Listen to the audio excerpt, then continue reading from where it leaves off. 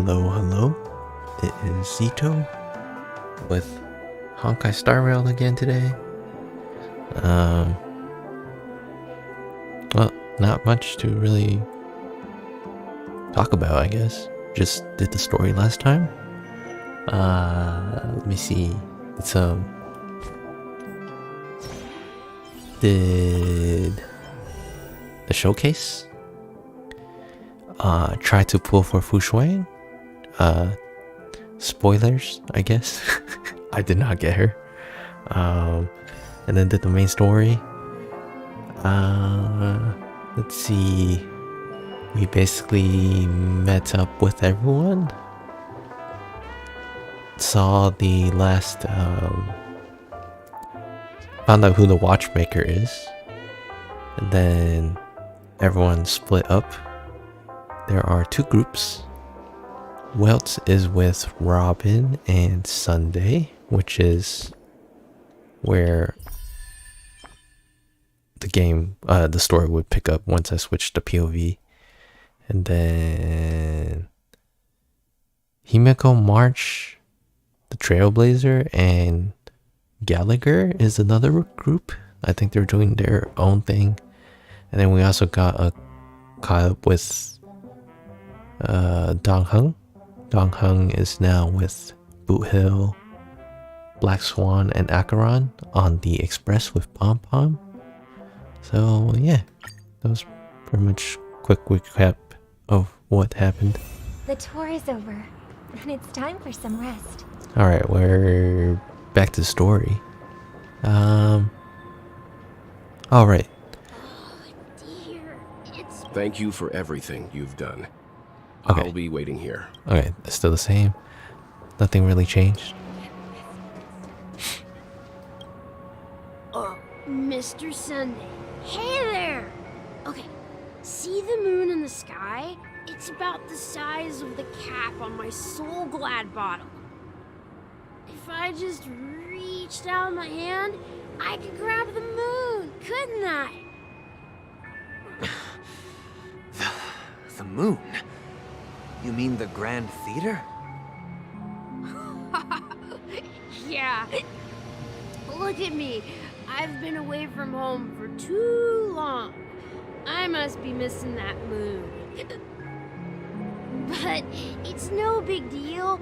The Grand Theater here looks much better than the moon back home. It's just magnificent. They told me not to sell everything I had just to come to Penacony. How short-sighted. Selling everything you had? Why would you go to such lengths?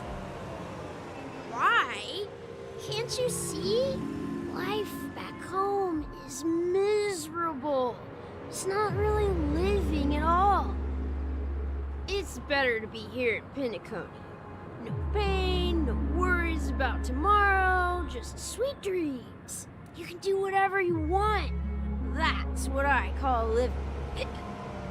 Yeah, now this is the life. Is this truly living? Huh? What did you say, young lady? I didn't quite catch that. Oh, it's nothing, sir. You see, the traffic on Glock's Avenue can be dangerous. How about I ask a Bloodhound family member to escort you to Ideen Park over there, so you can continue enjoying your sweet dream? Oh, yeah, that's a great idea. Wow, no wonder you were the leader of this sweet dream. You're totally a lifesaver.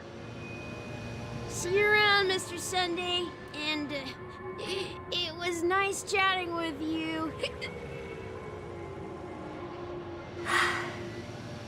What's up, sister?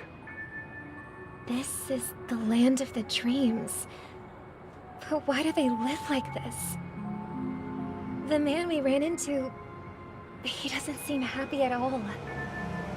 Even though sweet dreams are nice, they're just illusions. But for him, they're the only way to survive, even if it means giving up on reality. That's not really living at all. I suppose you have a point. But, in my opinion, that's how most people live their lives. Why do you say that? You think that man is not actually living, but that's not quite accurate. Even without Penacony, people create their own illusions called self-value. People believe they have a predetermined value to fulfill. Gaining value means gaining power, and those deemed worthless are seen as the weak. However, value doesn't come out of thin air, and there's a limit to it. To accumulate value, people have to take from others. So, the weak get exploited and oppressed. Are you suggesting that this is not how things should be? Exactly. But, ironically, people don't think there's anything wrong with it, because they uphold the illusory notion of self-value, and even the weak believe in it. The survival of the fittest. That's where all the tragedies in the world come from. People come to the sweet dream in Penacony to escape from that reality and find solace. No tragedies exist here, only happiness, although in its nascent form. Isn't that the same paradise we yearn for in our dreams? Perhaps that man is just an exception. Let's not jump to conclusions. We should experience the dreamscape ourselves, just as I did at Dreamflux Reef. Yes, seeing is believing. I'll accompany you. The Dream Master hasn't shown up yet, so we have some time for a stroll. Wait, this is weird. Why do they never have they never gone to the dreamscape before? Why are they trying to learn about it?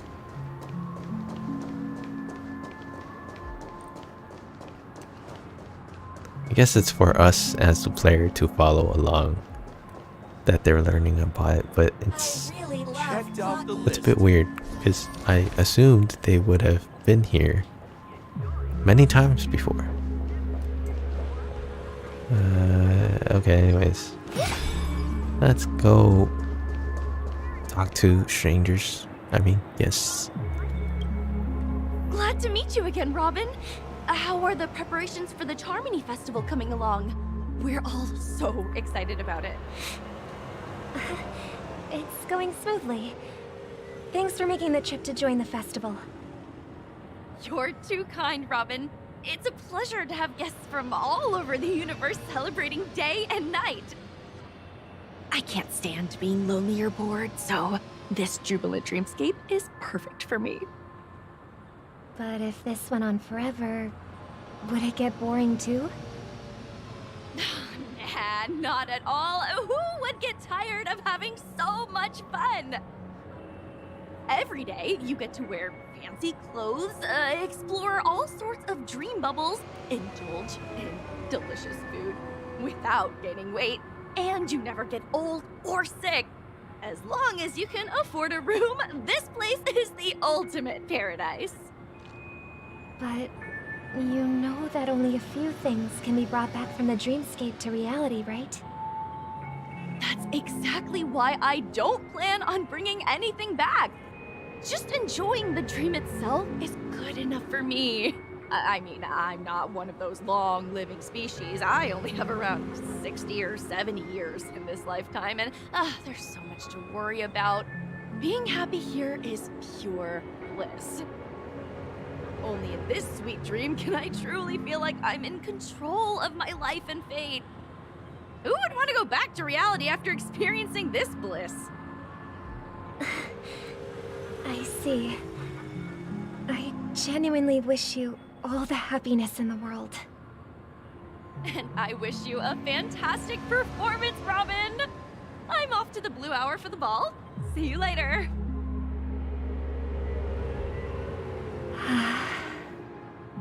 Seems like that guest's perspective didn't resonate with you either. She had a valid point. I could sense her genuine happiness. It's just that... What you're trying to say is, she thinks she's in control of her life. But in reality, she's just escaping from reality and seeking solace in this sweet dream. Once she steps out of this sanctuary, everything will be lost. Well, she did make mention of being able to afford a room. Didn't she? However, the paradise in our dreams, it doesn't have to end. No. And the paradise we yearn for shouldn't be just a fleeting dream either. You know, I wonder if the dreamscape becomes merged with reality, if that's something that's even possible to happen. I wonder how it will be. Because the reason I say this is, I feel like the dreamscape's going to have to change. That's what it seems like the story is going towards. Now it's either going to change, become reality, or stay the same, or gets destroyed. Now, being destroyed, I don't think that's likely, because then technically we should not be able to come back here, but it is a game, so, you know, game logic. So I think if it becomes merged, then we could come back and visit here. That is what I think would happen. Now, if it does change, I feel like we won't see the changes like affect anything. How do I get that?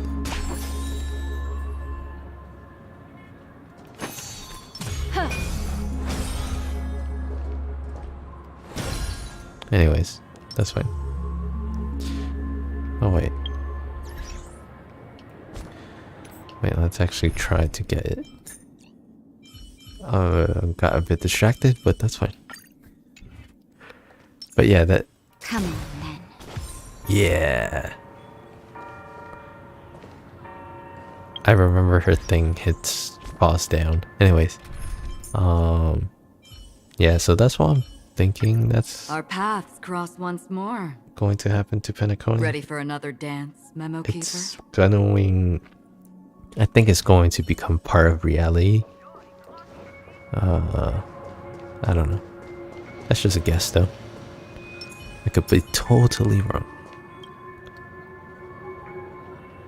The scenery in this dreamscape is truly breathtaking, isn't it?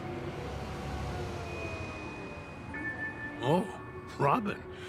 Can't believe I'm meeting you in person here. What an honor. You're right.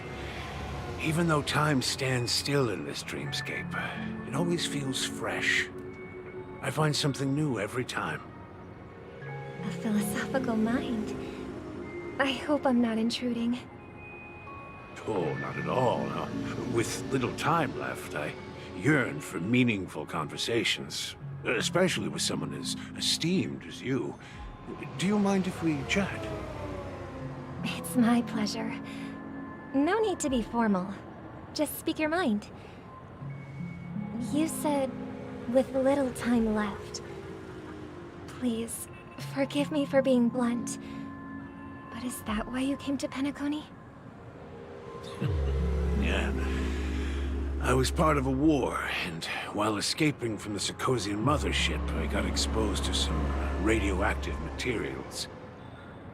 And then, all my comrades died, and my hometown was wiped out by neutron bombardments. I couldn't bear to live with everything I knew gone. That's when I heard about a possible solution here, so I came. How heart-wrenching. I hope the family has been able to help you. They have, and I'm truly grateful for that. They provided me with a comfortable room, the most advanced life support devices in the cosmos, and a stellar team of caregivers. My physical body is now in the dream pool, sustained by life support. The me you see here is whole, rational, and no different from any other person. But I can't say the same for the me in the hotel room. My true appearance? Huh? I hope you never have to witness it, Robin. So, you'll be living forever in this dreamscape, right? Just being able to live at all is good enough for me. Whether it's in this dreamscape or not, well, I don't really have much say in the matter.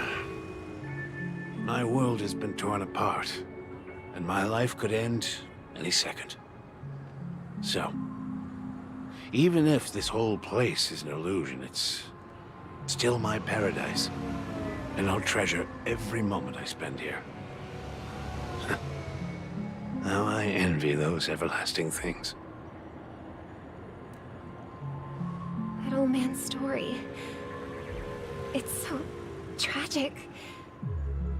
Fortunately, this sweet dream gives him joyful memories to hold on to for the rest of his life. That's precisely why this sweet dream in Penacony exists. However, even this sweet dream has its limitations.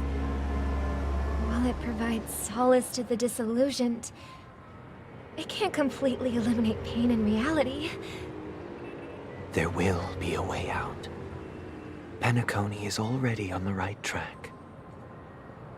Why do I feel like Sunday is slowly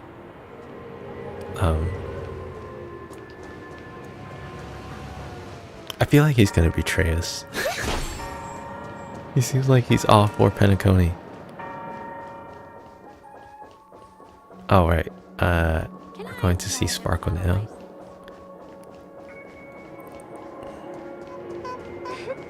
Look what we have here. A lovely young lady. Wait, is that me?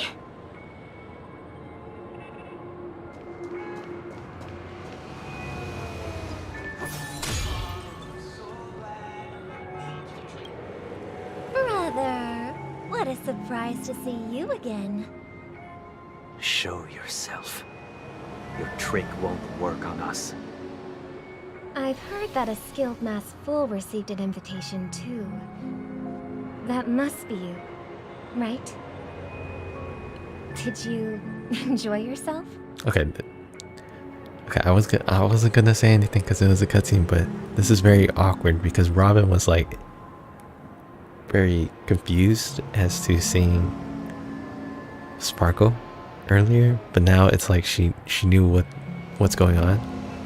I don't know. It's weird shift. Barely. The people here are way too gullible. A little bait is all it takes for them to bite. And they run away at the slightest hint of danger. In other words, they're naive and cowardly. Now that you've had your fill, it'd be wise to leave before it's too late. The music of the harmony doesn't tolerate discord. Now that you've had your fill, What?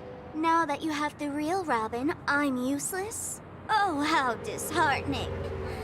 I've done so much for the family.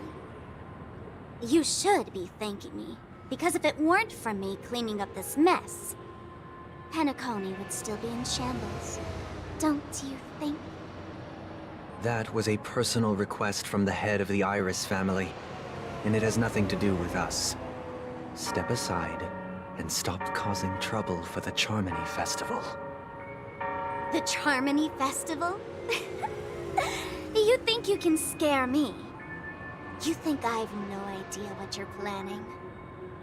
I don't care what you're thinking, chicken wing boy. But I'm pretty sure our lovely Robin won't be appearing on stage. After all, you're well aware of what a sorry state this dreamscape is in under the banner of harmony. Penacony, the land of the dreams. Is this truly the paradise you desire? Stop it. What's the rush, chicken wing boy? Did I get to you? Our paradise is none of your concern, masked fool. Leave now, or the family won't tolerate you anymore. All right. I'll go. But Robin, I suggest you seriously consider this. Do you really believe those living in dreams can escape pain and find true happiness? Well, I've done my part, and now I'm simply waiting for the fireworks to begin. Here, the last 2 gifts for both of you. And don't lose them. If by some unfortunate chance the Charmony Festival starts against all odds, remember to use them during the show. And it'll be thrilling. Bang! I heard a raven cawing in the distance. It seems the Dream Master will arrive soon. Oh, so the ravens are the Dream Master, not Black Swan. Related to Black Swan. I see. Okay, anyways.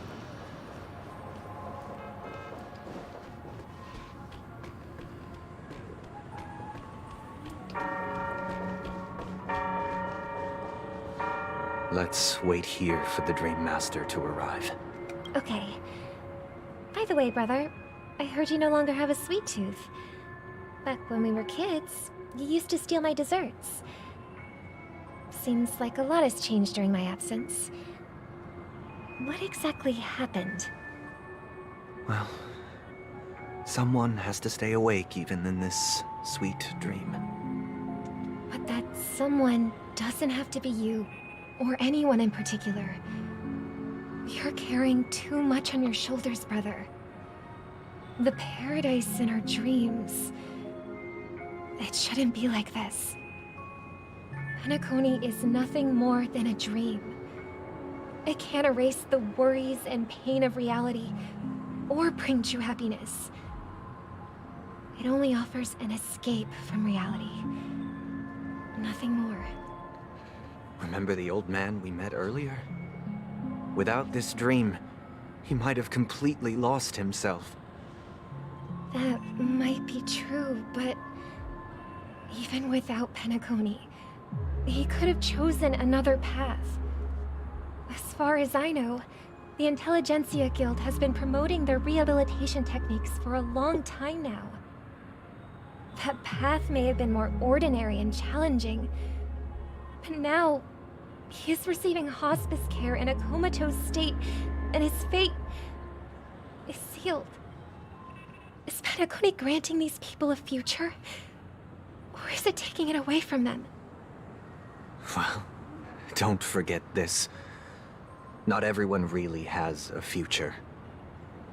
The future for humanity is like the sky for birds. People mistakenly believe that flight is inherent to birds because they've never witnessed those birds crashing to their death. Do you remember how we took in that little Charmony dove when we were young? Yeah. We took care of it. Provided food and water, groomed its feathers. And later, when I decided to leave Penacony, I opened the cage and set it free. Well, I didn't mention what happened to it in my letters because I didn't want to upset you. Shortly after you left, it crashed to its death right in front of your window. I had surmised as much. I knew you wouldn't have avoided mentioning the bird for no reason. Despite that unfortunate outcome, I still believe it was the right decision. Birds aren't meant to spend their lives in cages. They belong in the sky, even if they can't fly. But here's the thing. If there are birds in this world that can never fly, can we really assert that they belong in the sky? Are you implying that the same goes for humans too? Let's take the Astral Express as an example. The Nameless made tremendous efforts to bridge worlds, gaining fame across the universe. However, only a few extraordinary individuals can endure such a perilous journey.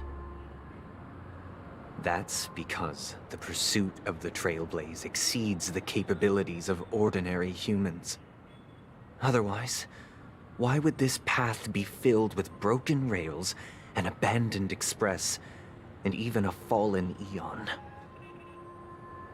That's just sophistry. If that were true, then only the powerful would have the right to determine the future. Unfortunately, that's exactly what happens. Another name for the future is self-value. While this world has its fair share of heroes who inspire people and garner admiration for their heroic deeds, the majority of ordinary people will never become heroes in their lifetime. Some are born weak and vulnerable. Some find themselves trapped in unfortunate circumstances. Some fall victim to malice and cowardice. When it comes to survival, everyone is equal. And the weak can only watch as their value gets constantly diminished by external forces. That's why we should care for the weak and support them as if their suffering were our own. That's what the Odes of Harmony have always taught us. While the Harmony holds noble aspirations, the strong will always be strong, and the weak will always be weak. Even in this carefree dream. Human nature contains greatness, but it also harbors inherent weaknesses that can't be eradicated. In the end, if people can't even secure their own survival, they won't care about the illusory future of equality.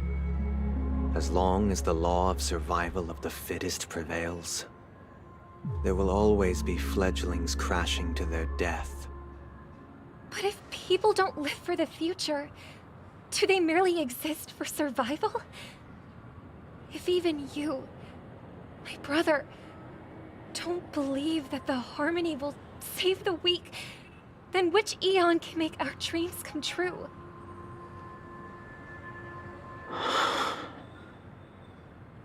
People often forget that when the first bird took flight, the entire world envisioned a future where no more fledglings would ever crash to their death. Are you reading, sister? What are you reading? Mr. Gopherwood gave me a picture book. It's about the story of the harmonic strings. If I could become a chord master, I'd like to summon Dominicus, the harmonious choir. I want to sing with everyone and spread our wishes so that all can feel happiness and joy. I see. Then, I would summon the harmonious choir too. Don't you have a wish of your own, brother? Of course I do. It's just that it includes your wish and everyone else's. I long for a true paradise where everyone can find peace. Then, let's build a stage there and invite everyone to our performance so that both our wishes come true through the power of the harmonious choir. It's a deal then. Yeah, it's a deal. But how can I become a chord master? Maybe you'll have to become a star first.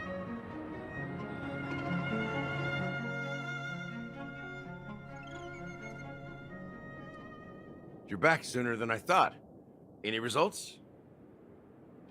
Yes. And now, it's up to us to forge ahead.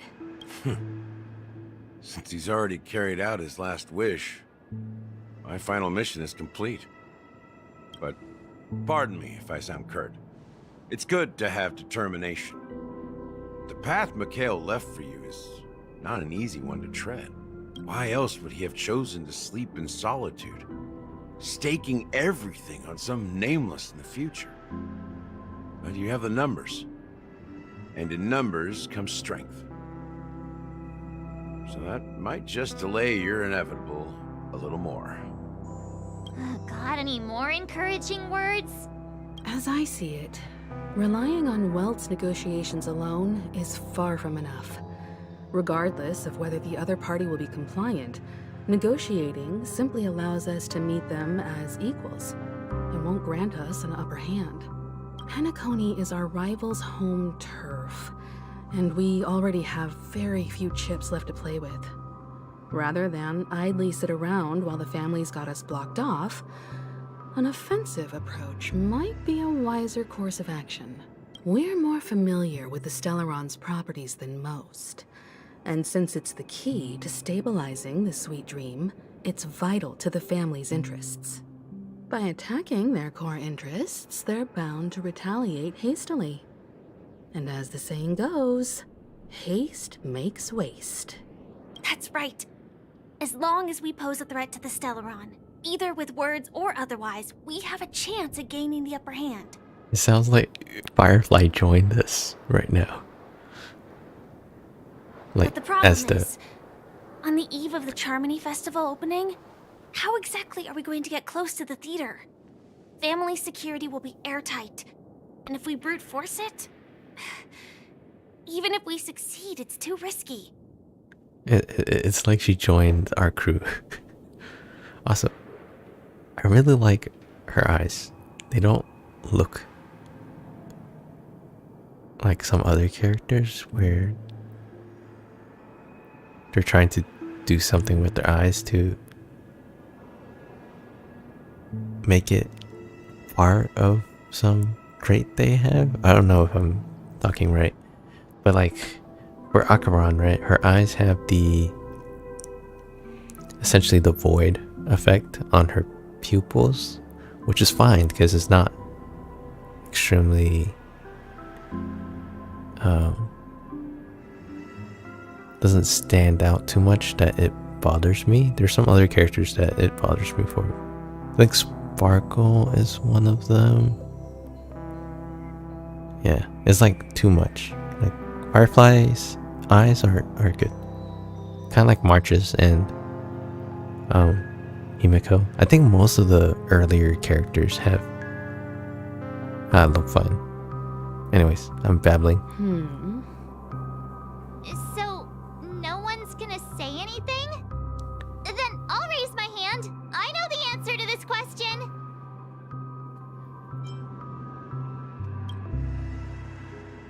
The Express crew would have been disbanded long ago if it weren't for me. So, I heard that before the Charmony Festival begins, there'll be a pageant to kick off the festival. It's called the Soul Glad TM Festivity Auditions, or something, and it's going to be held in the moment of Scorch Sand. As long as we clinch the top spot, we'll be able to attain the title of Festive Superstar, and be able to personally bask in the graces of Miss Robin. Not that that's important. What's crucial is that we can enter the Grand Theater before the audience arrives. So, how do we go about participating in these festivity auditions? I've already procured special invite tickets from Miss Robin's fan club. To tell you the truth, I had been preparing to join the auditions all along. But now it looks like even if I scrape through, I probably still won't have the chance to shake Miss Robin's hand. So they're still running this thing, huh? It was originally just a publicity stunt, set up by Mikhail to drum up attention. But it looks like it might be worth a shot. We'll follow Marge's plan. Mr. Gallagher, will you be joining us? I'm afraid I won't have the time. As a virtual character, I've already completed my final mission. Whether Penacony can awaken from this dream is all down to you. Should we ever cross paths again? I'd love for you to visit the Express. All right. I'll have to add to that data bank of yours you've got on the Express. And Miss Firefly, we thank you for all your support. We're faced with a formidable enemy. As long as the Astral Express and Stellaron Hunter's objectives are aligned, we're willing to cooperate with you. We've already come this far together. I'd like to join you for the rest of your journey on Penacony. I'm pleased that we can finally fight shoulder to shoulder. I couldn't ask for a better ending. This is also the spirit of the Trailblaze. Now, everyone, let's prepare to move out. Ladies and gentlemen, welcome to Scorched Sand Hall. This is where challengers thrive and dream chasers shine, all under the watchful eye of the entire universe. If you have ambition, dream, and the drive, dear friend, the next superstar of Penacony's Charmony Festival could be you. Oh, wow, they've really outdone themselves. Oh, I'm starting to get excited. Behold, here come 4 friends with spirit high and full of steel. Are you aspiring to be the superstars of the festival? Is he talking about us? Yes, you! There's no doubt about it. I see you have all the potential of a superstar Whoops, wrong button. in you. Excuse me, you four. What are you hoping to get out of all this? As the last group of contestants, how confident are you in overcoming all of the challenges? This guy kind of sounds like someone. Would you be open to a brief exclusive interview with us? It'll be quick. Your journey is long and fraught with peril, yet under a sky blanketed by banners, you vie for the crown. The sword and rose! Protect the beauty! The beauty, the beauty! Magnificent and majestic! A knight's head is hard as steel. Brother Lance's focus is stubborn as a heel. We don't all have to be winners. But if we don't have fun, we'd all be sinners. People are pouring in. It kind of feels like all sorts of baddies are showing up. Let's get in there quickly and enter the competition. Ladies and gentlemen, please make way. Make way. Coming towards us now is one of Penacony's top 10 wealthiest tycoons and the soul-glad business empire's founder, Mr. ID. Allow me to introduce myself. I'm the director of Soulglad's factory, Ideen Lena. My 4 friends, introduce yourselves to the audience across the cosmos. This guy sounds familiar too. I don't think he's an actual character yet in Honkai Star Rail. But oh, I hope I'm not wrong, but I think he sounds like is it Crispin Freeman? I think he voiced Detard in Kokios. Kind of sounds like him. And Sakurai in Persona 5. So, wait, maybe it's Sakuraba, the cafe owner, the one that makes coffee and curry all the time. Wait, let me check. I would hate it if I got the wrong person.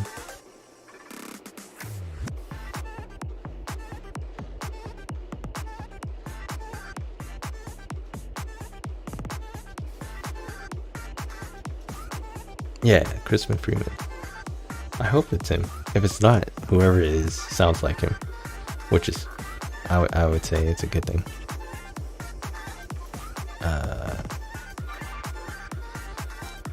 Anyways.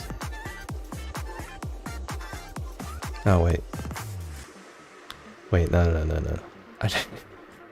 Crispin Freeman did Jeremiah Galtwald, not Detard Reed.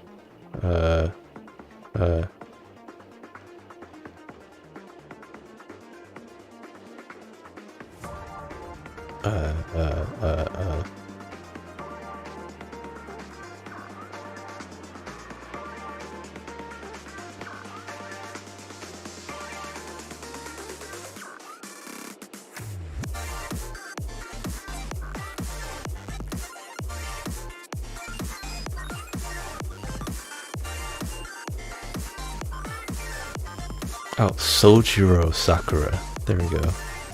Yeah, so Jameson Price. Okay, my bad. If it is him, I'm very sorry for getting the name wrong. Anyways.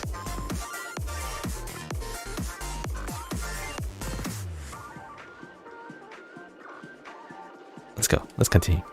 It does sound like him though. Hello, everybody. I'm Himiko, a nameless from the Astral Express, and these are my companions. Don't you guys need to hide your identities? Can't hide it anyways. Penacony is plastered with our posters. And because the Astral Express is so well known, the family won't dare to make any rash moves.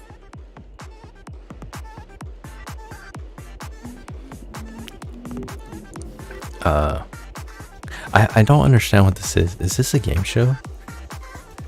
Hello everyone, I'm Stout and she's March 7th. I'm the galactic baseballer and she says... And she's say cheese.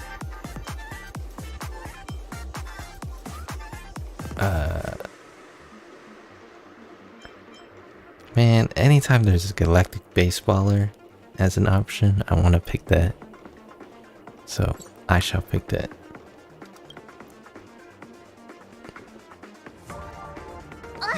Don't expose my net handle to everyone! Wait, what? Hello, everyone! I'm March 7th. I'm an ordinary girl who loves adventures.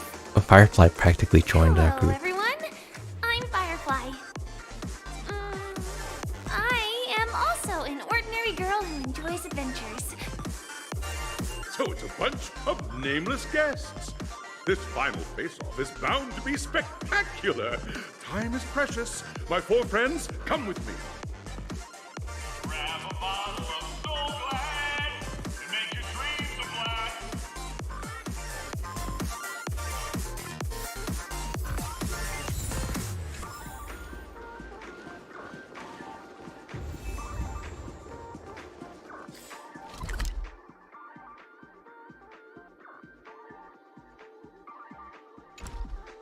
Small area.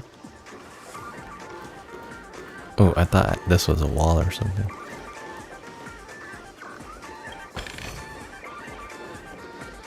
Oh. You can't walk because the TV has an invisible wall.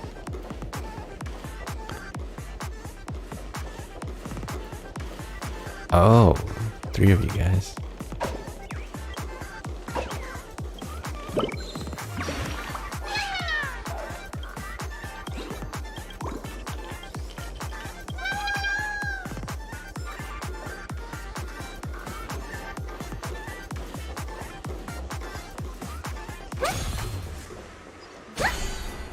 You guys are in the way.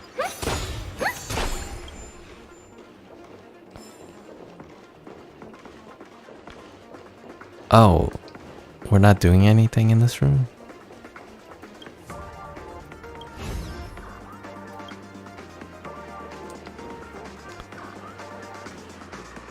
Oh wait, those are registration PC.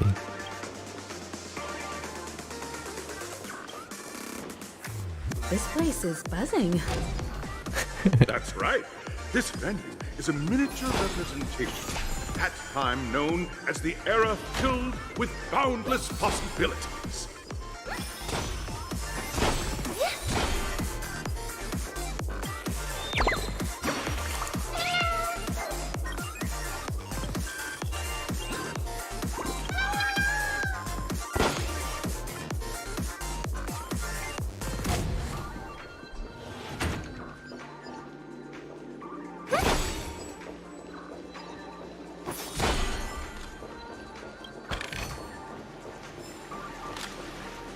No.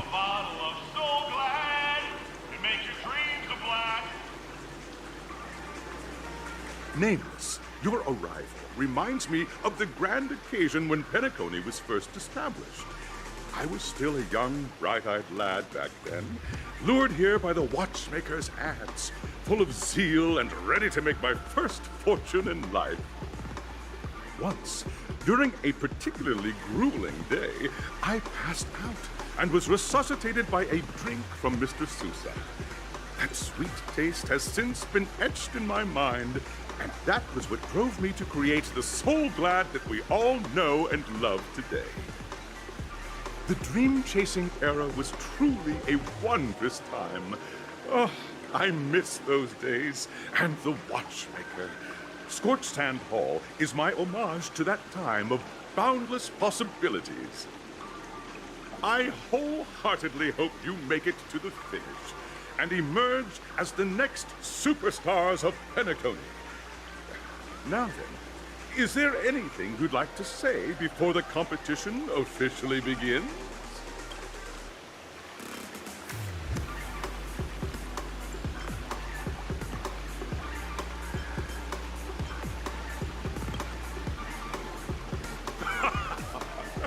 There's that swift and decisive trailblazing spirit. How about you? Where's March looking? Hello, everyone! Next up, get ready for the Mega March 7th Adventure, where I'm going to break the speedrun world record! Trailblazing into the uncharted and challenging the limits. That's Miss March 7th for you. How about Miss Firefly? I hope that by the end of this journey, everyone will have achieved the outcome that they hoped for. I just realized something. The March and Firefly's eye colors are basically the same, just reversed. Or similar shade. Anyways, let's keep going. Ah, a wonderful wish! Miss Himiko, what are you expecting from your team? Safety first, everyone. Simple words, but full of warmth. Waiting for you are 3 stages, each connected to that era. The first 2 stages offer 2 distinct paths to choose from, with unique challenges on each route. And in the last stage, you will face off against a champion who has defended the title to this very day. A beloved contender whose noble virtues are unrivaled. Those are the rules. Simple. Everyone clear? Now, I hereby announce that the 33rd Scorched Sand Festival of the 20th season, sponsored by Soul Glad Enterprises, has started.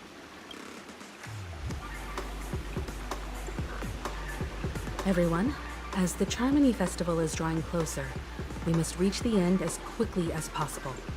Factoring in efficiency and safety, splitting up into 2 groups is the best choice. March and I haven't known Miss Firefly for too long and aren't overly familiar with her. It'd probably be better if the 2 of you paired up. I'm so glad they did not force me to pick. Yeah. Anyway, something else I just noticed right now. If you look at this screen right now, or this scene, the way they're laid out, the Trailblazer is yellow, March is blue, Firefly is green, and Himiko's red. That's that just reminds me of the first generation of Pokemon games. Yeah, you know, red, blue, green, yellow. Yeah. Anyways.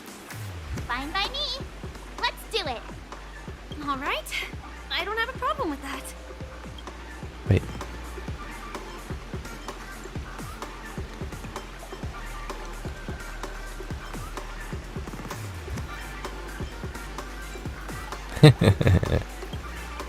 We'll split into the assigned Oh, groups. no response. Let's not waste time. Well, I guess your response was not to waste time. Oh, hello, Boss Red. Oh, this is blue soda? That was wired. Oh, red soda. Where was this guy? Oh. Imploding bird.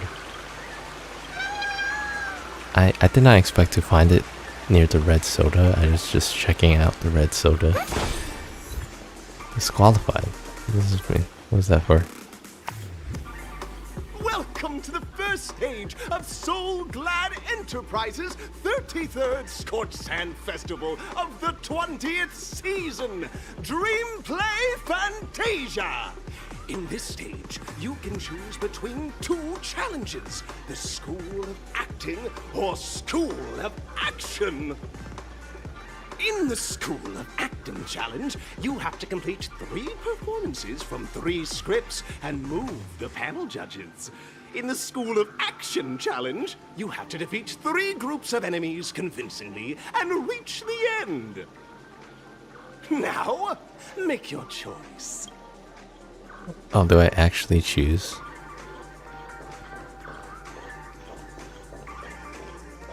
I feel like the acting one is probably more interesting because I'm assuming it has more dialogue. Wait, do I pick?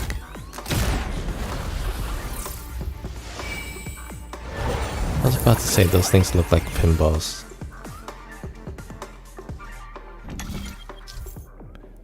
Press a button on the tracks and select the challenge area to go to. Wait, what?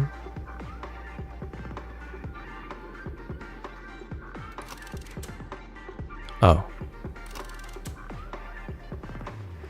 Acting challenge. I'm sure there's more dialogue for the acting challenge. That's why I'm picking that instead of the action. Stage of dreams for those who dare to dream. Welcome to the School of Acting stage. Step onto the stage and move the judges with your heartfelt performance. The next cosmic star of Penacony could be you. Competitors, allow me to introduce the rules of this challenge to you. There are 3 stages up ahead. On each, you will find an outline of a script. These 3 scripts were written by the legendary filmmaker, The Watchmaker, and depict various stories from Penacony's era of pioneering. Your task is to bring those moments to life, find the right words, and act convincingly to make the judges feel the script's intended emotions.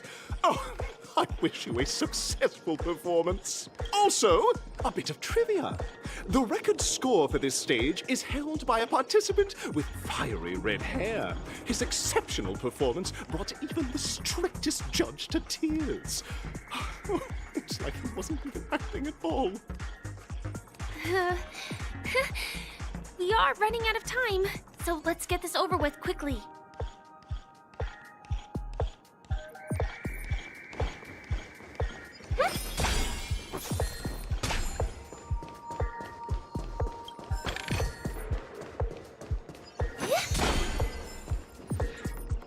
Just take a look at this pair!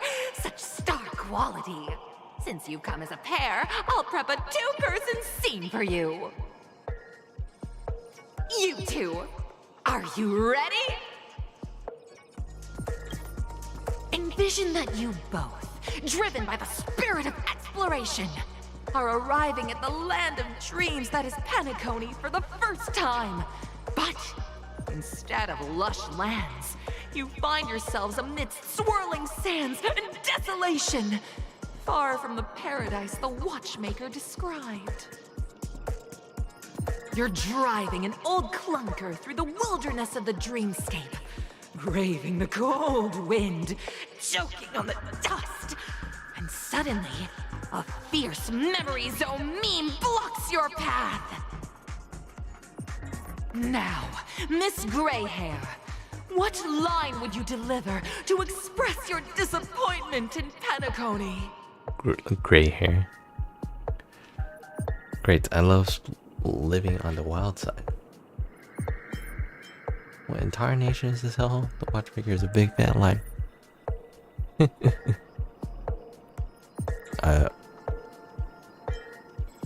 Express disappointment. Okay. What in tarnation? Very good. Now, though you're disappointed, your screen partner is conversely very enthusiastic. Now, young lady, you will say... This is great! I love living on the wild side! Very good, very intense! And then we cut to the story's next scene. You find a job mending the rails, but the days are long, and your endurance can't keep up, and you finally collapse in the endless expanse of desert. Suddenly, sweet rain falls from the sky, wetting your lips and rousing your spirits. Now, Miss Greyhair, what line will best express your surprise at this moment?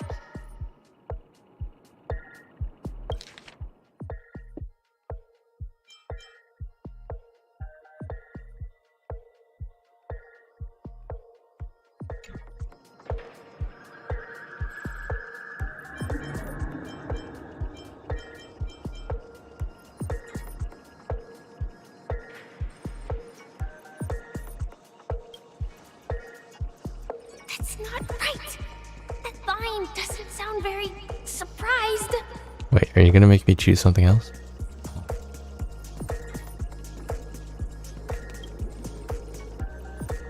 I can't believe I was wrong.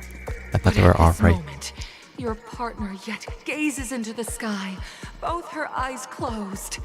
The raindrops fall, blurring her vision, and she tragically says, Perhaps we were never meant to succeed. Right? Fantastic! Both of you have an incredibly solid foundation in dialogue delivery. However, lines aren't everything in a performance. Please continue this story on the second stage. I just... Next, you'll be challenged with a body language test. I hope these tests won't take too long. Oh, maybe we should have done the action one, because action would definitely be faster. I just realized her outfit looks like a... one of the... what do you call them? Wolf? Wait. Is it wolf? Oh, the bloodhounds. Or hounds.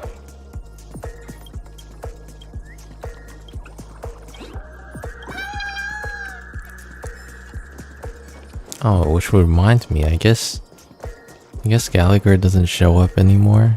That's what it sounds like.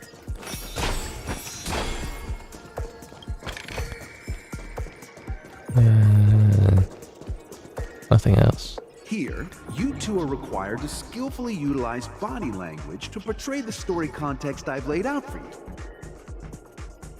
Picking up from where we left off, a heavy downpour saves you both stranded in the desert. This rain quenches the anger in your heart. You look to your companion, now completely devoid of fighting spirit, wanting to comfort her.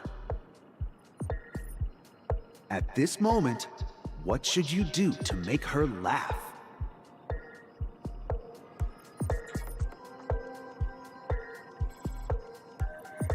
Make her laugh. That was a dad joke.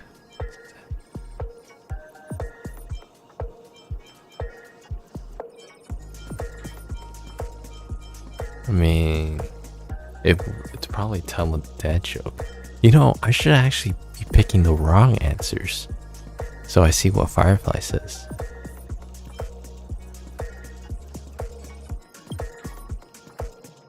You seriously think that would make someone laugh?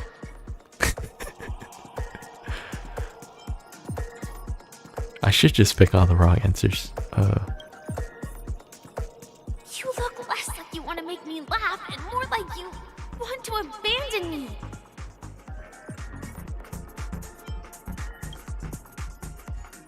What?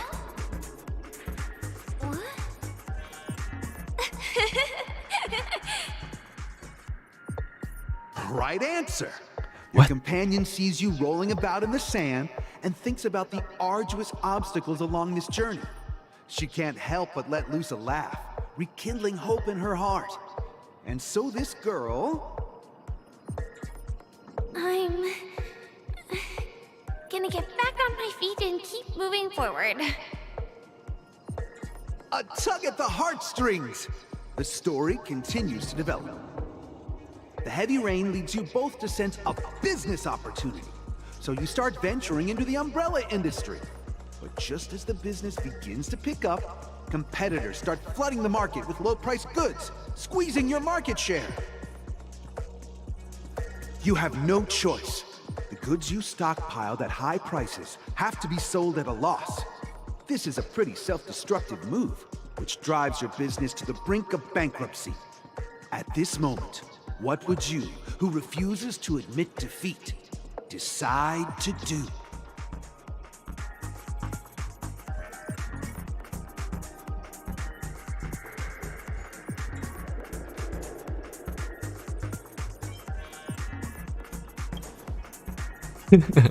I actually did it.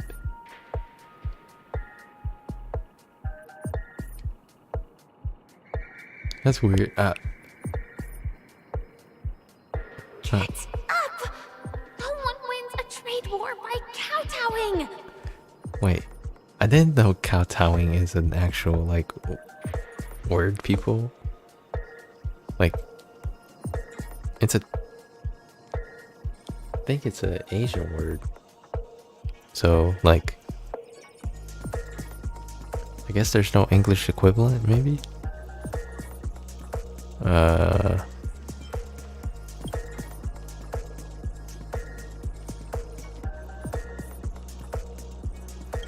Damn it, that was the right one. But it's a pity your friend does not agree. Seeing that you're up to your eyeballs in debt, she sees nothing but despair in her future. And then... I leave Penacony in utter disappointment! Is that okay? Of course! Absolutely! I was this close to tears! Both of you possess exceptional acting talent! However, the true test is yet to come. You're about to encounter the harshest judge this show has ever seen. You'll need to rely on perfect performances if you want to win them over.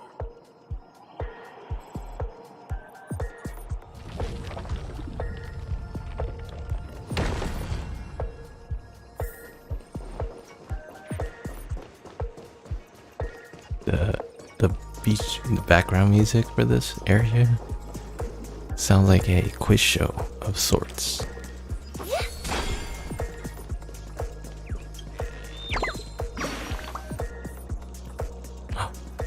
What? What happened?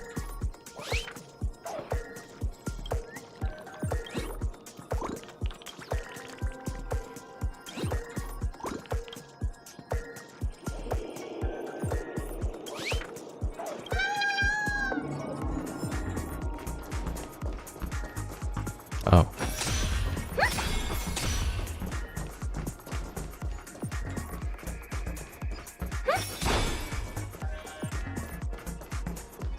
Oh. I can't go up yet. Ooh, I could sneak around maybe? Oh, yes I could.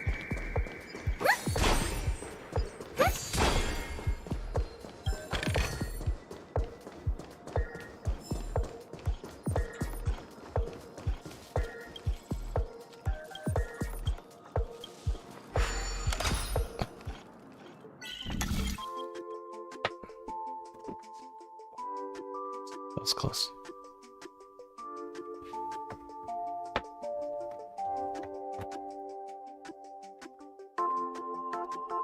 I almost knocked something down when I was swiveling in my chair. Alright.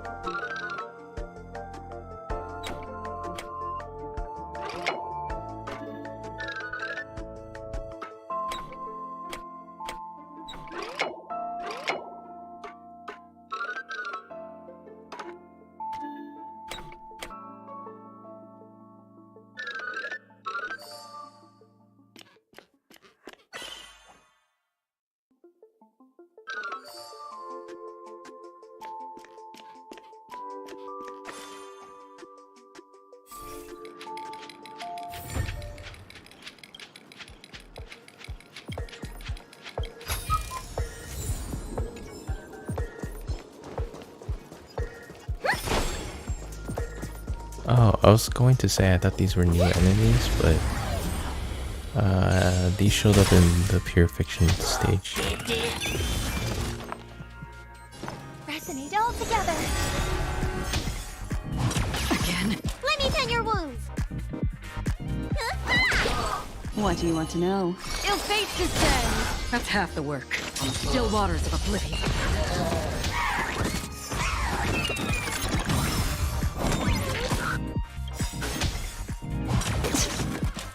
I weep for the departed. It too shall fall.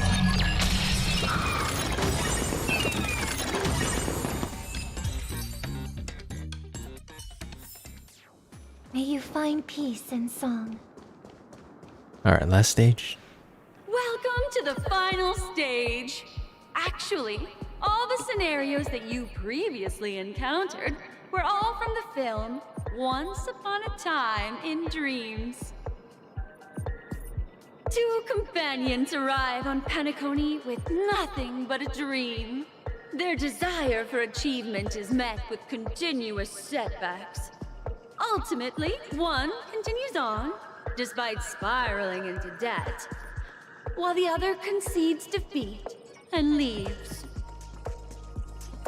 Many years later, their paths cross once more in the thriving Penacony.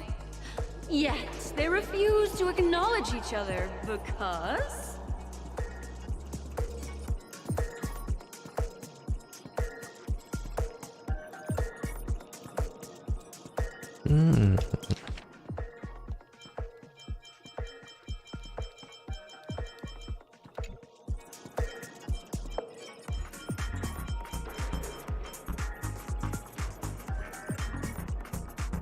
Firefly is going to lead a normal life.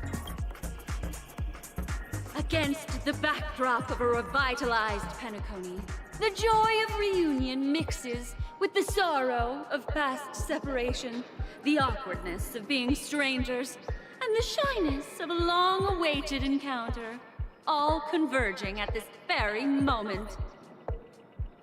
I like how... Give it a shot. Try and convey this bittersweet scene to me. Bring it to life with precise and emotive acting. Is this ever going to end? I know! Why don't you try that clockwork thing you used before? We're going to cheat. Anyways, I was going to say she's very animated. She was using her hands a lot. Your performance is far from satisfactory. Calm, angry, happy. God! I never imagined that such a sad scene could be portrayed by you two in such a joyful and heartwarming way. Two people sharing a long cherished friendship, as if time and status meant nothing to them. Huh? But we haven't even done anything! Is his imagination running wild again? Brilliant! Your portrayal outdoes the original. It's simply beautiful!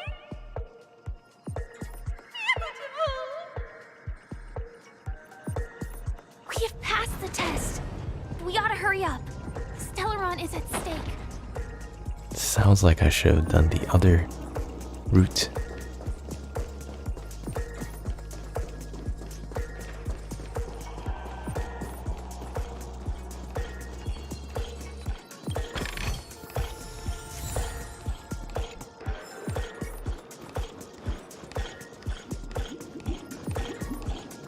Congrats to both of you for clearing the stage, but more importantly, are you having fun?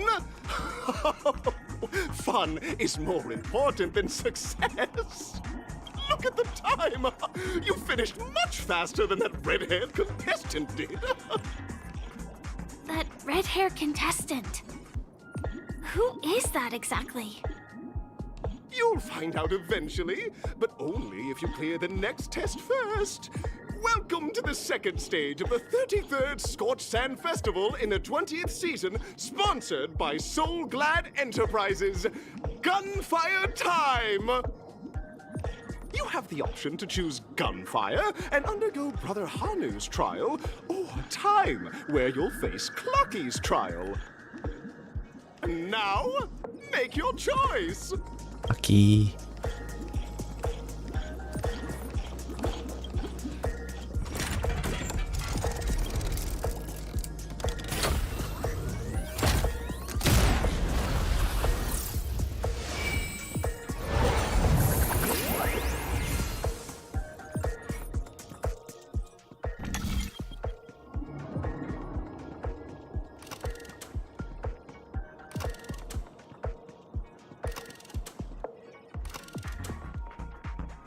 Oh, I guess it's a time trial for Clocky.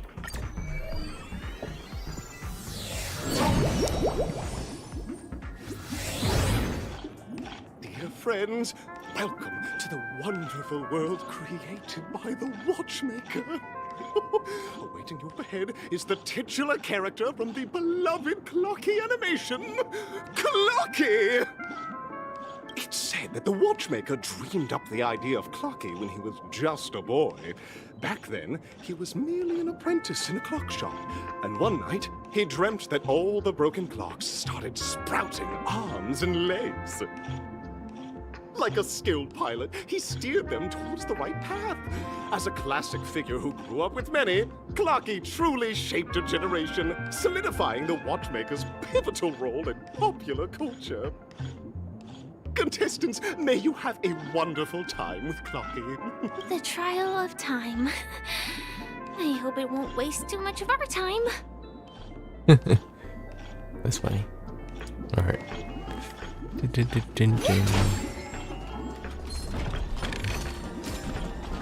I shall save you guys for another time. Goodbye. Just a failed experiment. That statue.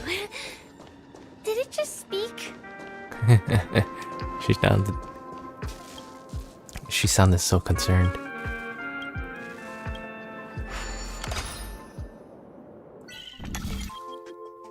Whoa, this one looks very involved.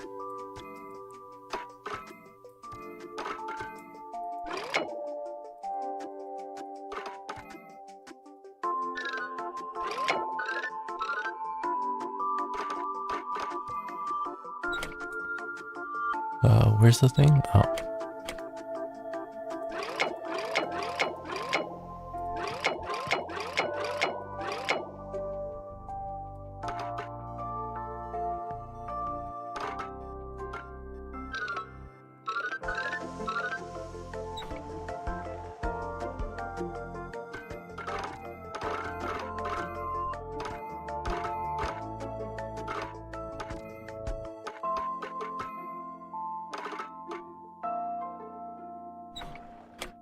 I think it's too late for me to do this one.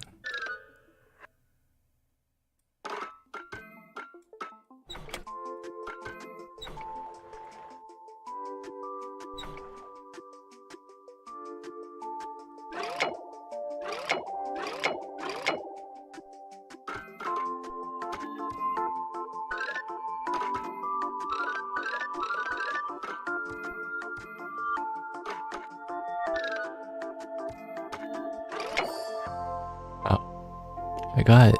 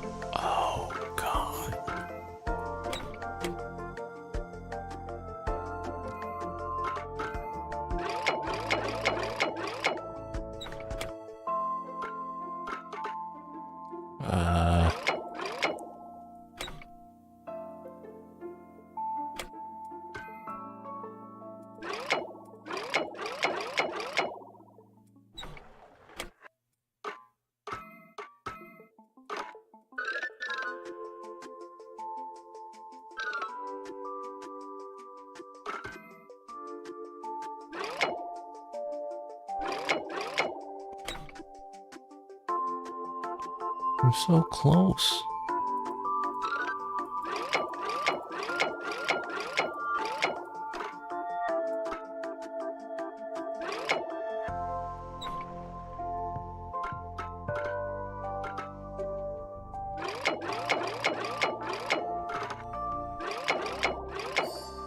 There we go. Just something was blocking the path, so it wasn't working.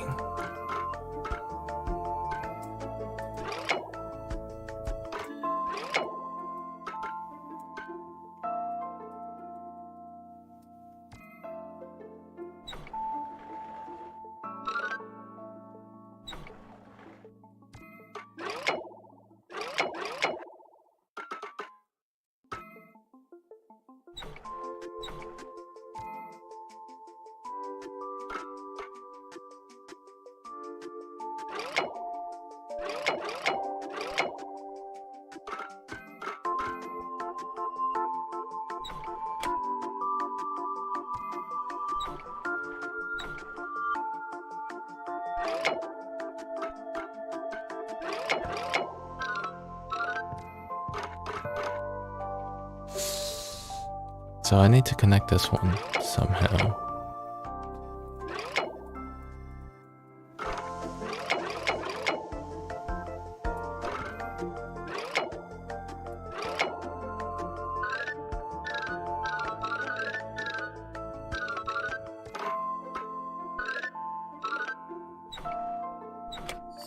There we go.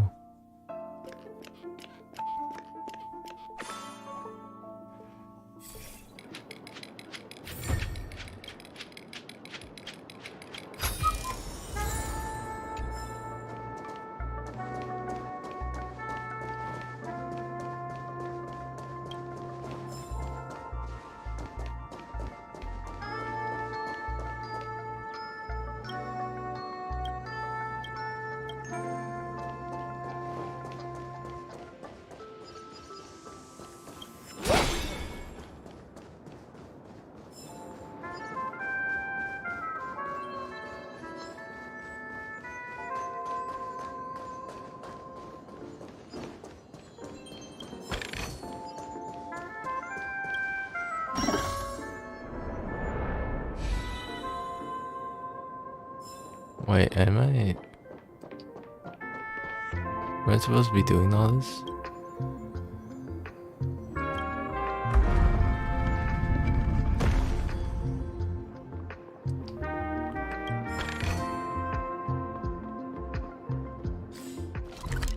Oh, no, I don't think I'm supposed to be doing all this. Let's go back. I think I'm going down that path later.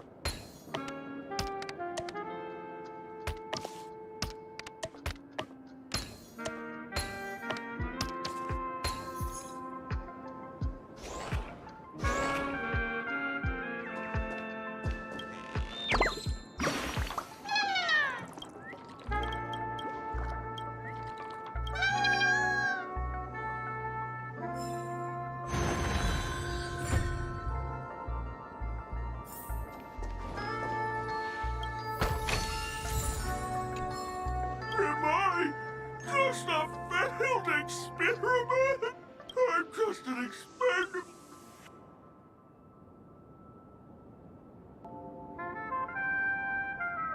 Hey? So, I'm not just a failed clock, I'm also a failed toy. You guys are just like the other challengers. You want to enter my inner self?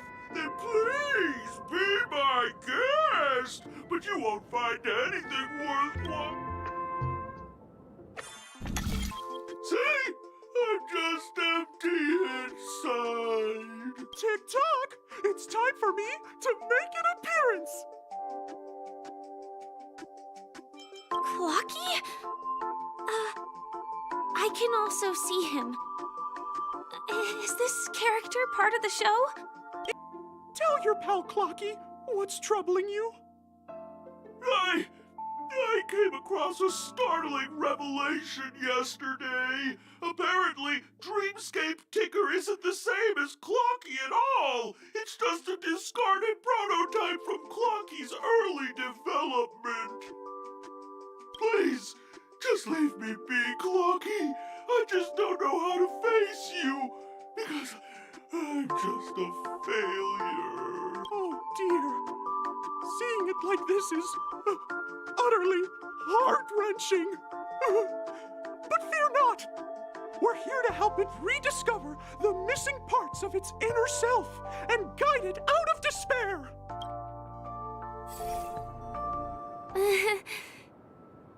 I guess even troop members can experience existential crises. Don't worry, miss. I've already pinpointed its missing parts. Over here, my friends. Better use that hamster ball night speed. This must be one of the missing parts that Big Tinker needs. That's great. We're here. There's a missing part on the opposite side. But how do we get over there? There's also a dream side left here by a Dreamweaver. We're running out of time. We'll have to use it if necessary.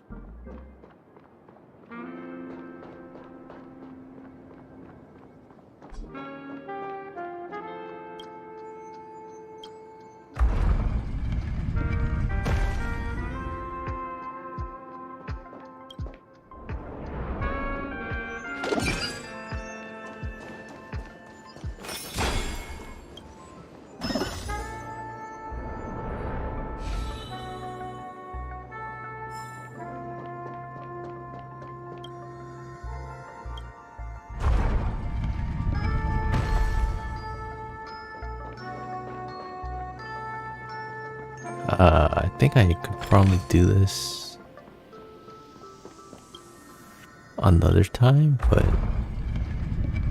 whatever, it's fine. I'm already doing the puzzle.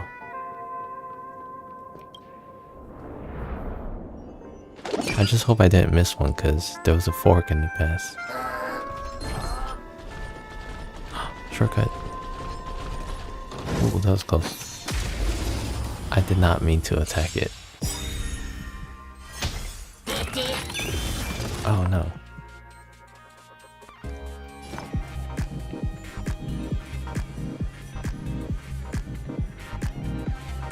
Harmony and unison.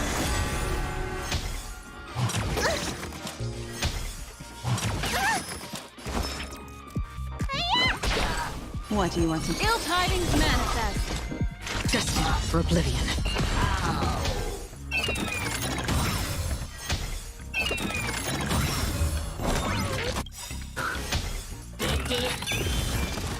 I weep for the departed. My headset's battery is low. It too shall fall. I think. I hope the beeps it does when they let me know that it's low is not being caught May you find by peace in song. the Windows operating system. But that does mean I should call it soon. Let's try to finish this last game.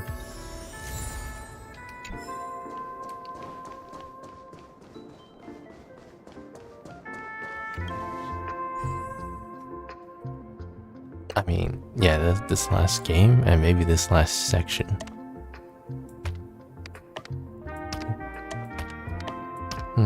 I should... Let me write down the timestamp. I'm curious if...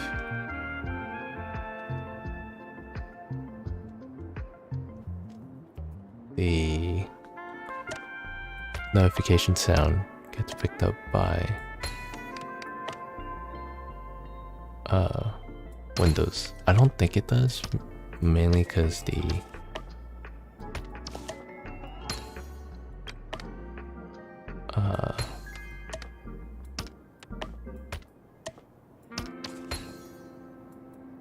the sound seems to just be from the headset. There's no reason for it to play the sound through Windows, but I could be wrong.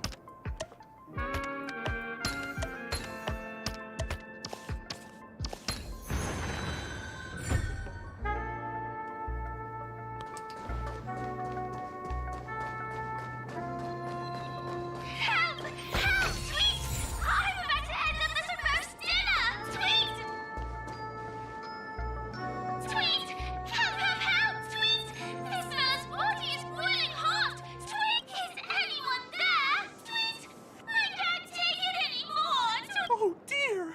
It's an origami bird! What's it doing in beyond Overcook's tail? Is that Cookie, Tweet? Please save me, Tweet! I'm being roasted alive, Tweet! A roasted bird? Oh! This is horrible! Let's save it, quickly! Dangerous thoughts. Tonight. Oh shoot! Stars Damn. echo.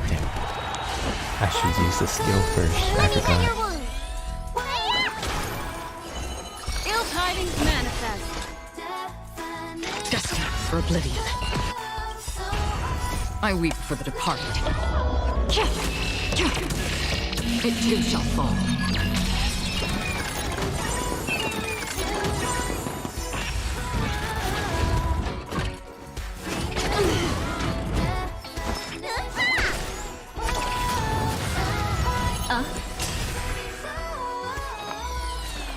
Harmony and unison. Another journey begins in the still waters of oblivion.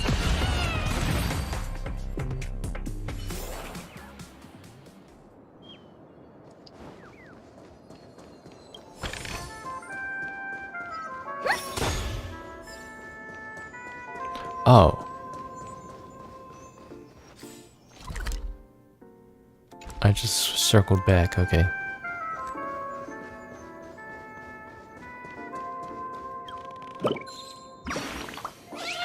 Thank goodness you're... Because that fella stole one of Mr. Big Tinder's pots, Tweet! I wanted to help retrieve it, but I accidentally got myself stuck in the oven, Tweet! Go ahead and get it, but be careful, it's hot, Tweet! An inner self fragment belonging to the Sweet Dreams troupe?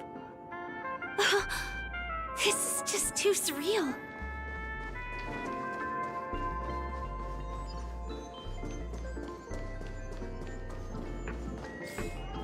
Wouldn't it be faster if I yeah. Just teleport back.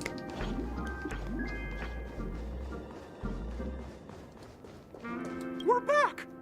As long as you have these, you'll be able to find closure. Tick-tock! Wow!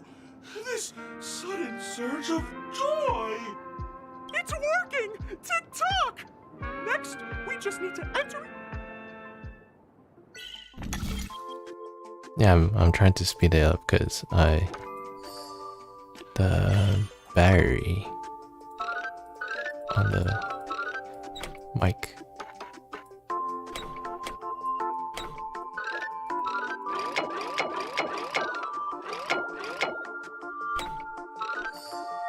Is draining. So what is going on? What's going on in here?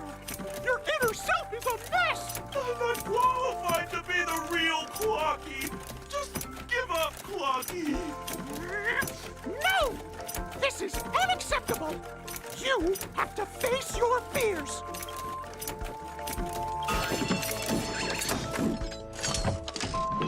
Success!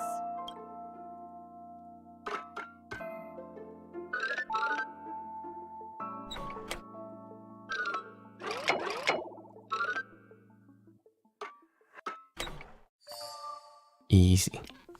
Straight line. Thank you, Clocky! If not for you, I'd never be able to connect with people like this! You helped me find myself again!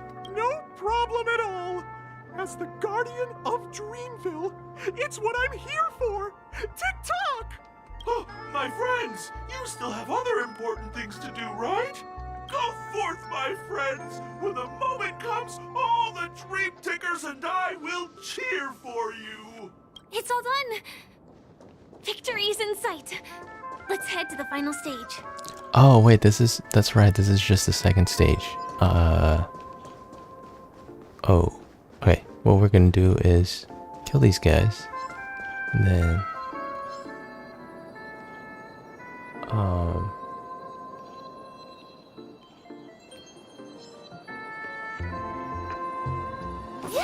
I'll kill these guys and then switch my headset. Resonate all together. Again. Destiny isn't chosen. Ill tidings manifest. How familiar.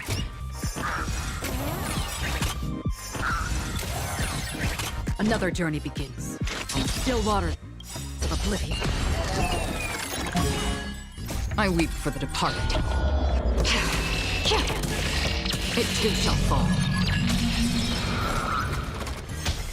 Oh shoot, I didn't realize it was the second wave.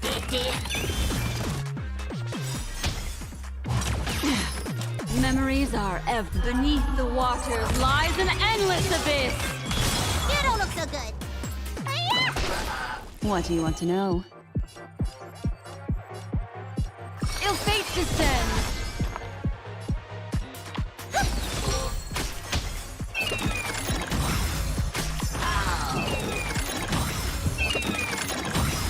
Free will, or was it fate? Destined for oblivion.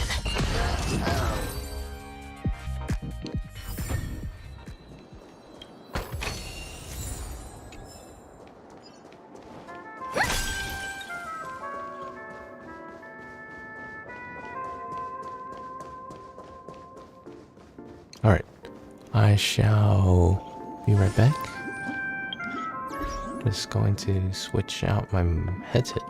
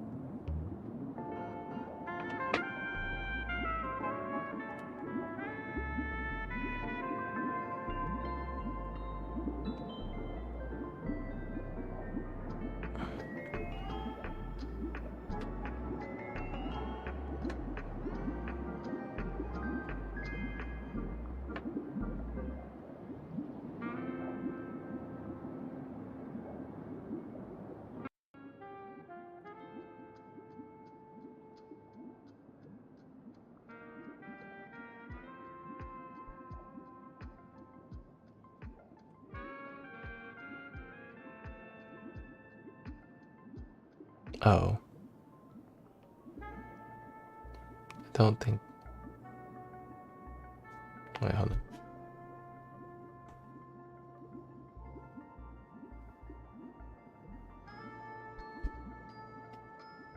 Okay, I'm going to write down the timestamp. I've actually not switched my headset midstream, so I wonder how the audio sounds now. Anyways, let's continue. Last part of the game.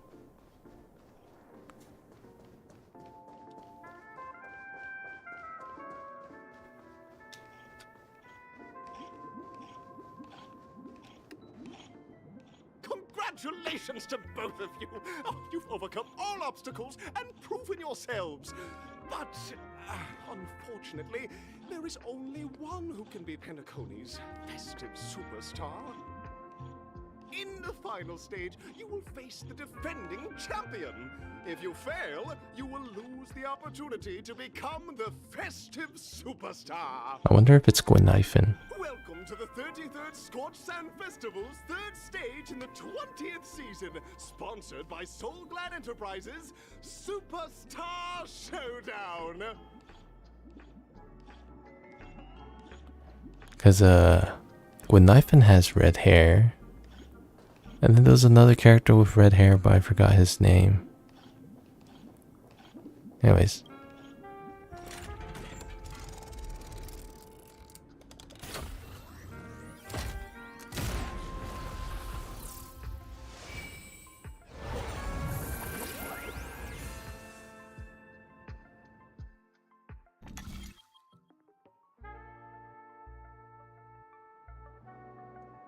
Wait, there are two options? Did he talk about two options?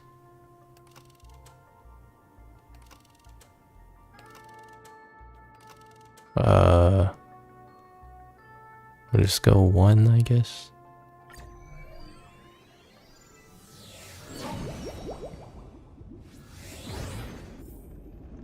Who is it? Oh, it is him. I forgot his name. No way. I think I just saw someone. Someone extraordinary. I never did his quest.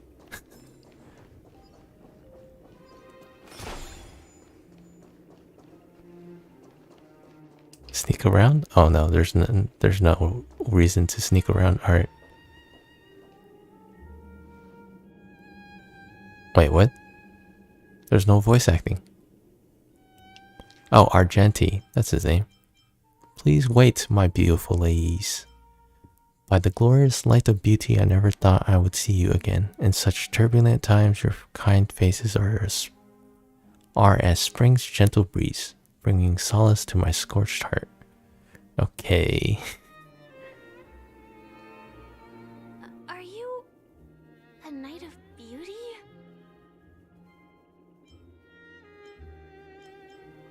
What? What is this? Ah, www? Anyways. You've already heard of my humble okay, the auto playing with no dialogue. I mean with no voice is a bad idea. The text goes too fast.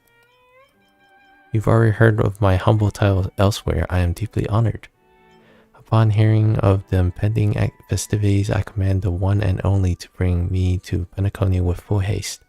Alas, in a cosmos unguarded by the bee, disorder prevails, and thus my passage was delayed by tending to the sick and injured. Okay. Fortunately, the mini rabbit mech pilot, stray cat duelist, galactic... What the hell are all these things? Galactic Ninja, Quad Drive, and Teletron, along with 32 other souls in distress, all emerged from their predicament safe and sound. I then led them all here to... Oh yeah, there's no voice acting. It's weird. Let them all here to revel in the harmony with countless other splendid beings. Is this the beauty is dazzling? You're quite the savior, aren't you? Saving the world, what a righteous act to be, if that's the case.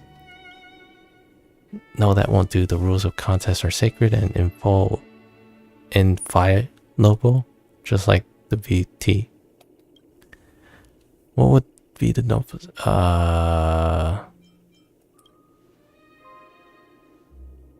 That's right.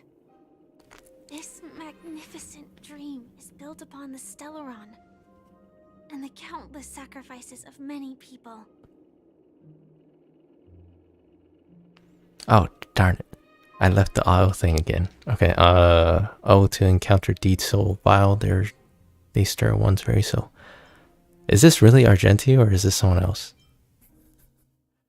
However, present-day Penacony bears no marks of the Stellaron's taint, and the family has always been renowned for spreading harmony. How can I be sure your words hold truth?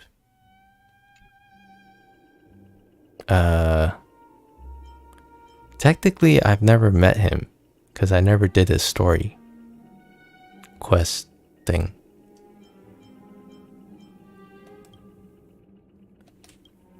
Forgive me, my dear friends. Okay, it's not someone pretending to be Argenti, like Sparkle? Okay. Forgive me, my dear friends, if you cannot present irrefutable evidence, I must not yield, lest I dishonor the name of the Knights of B. But if what you say is true in the name of B, let us use this fated duel to test your mettle. Though upon arrival I was once mistaken for a towering silver-armored fugitive with fiery red flames, due to my lack of eloquence, it matters not, for all these trials stem from the land of dreams B. What matters is that now I stand before you, our paths have crossed. I, Argenti, Knights of B, am humbly requesting for a bow in the name of the Code of Chivalry with you both. If I am fortunate enough to emerge victorious, kindly grant me passage to the crown of victory and recognize that Idrilla the bee is the most peerless bee of them all. Okay.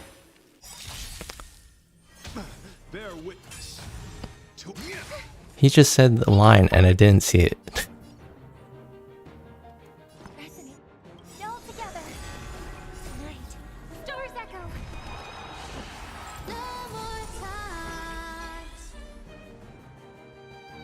Oh.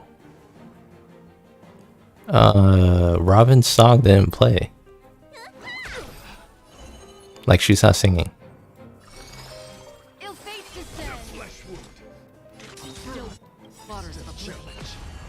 I weep for the departed.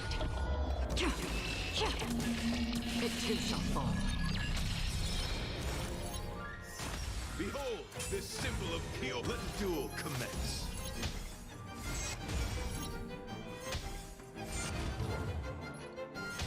Pledge thine will. Put forth all your might. Again. Oh.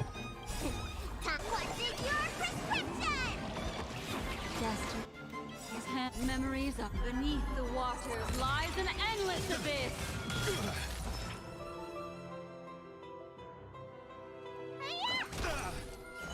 Ill tidings manifest.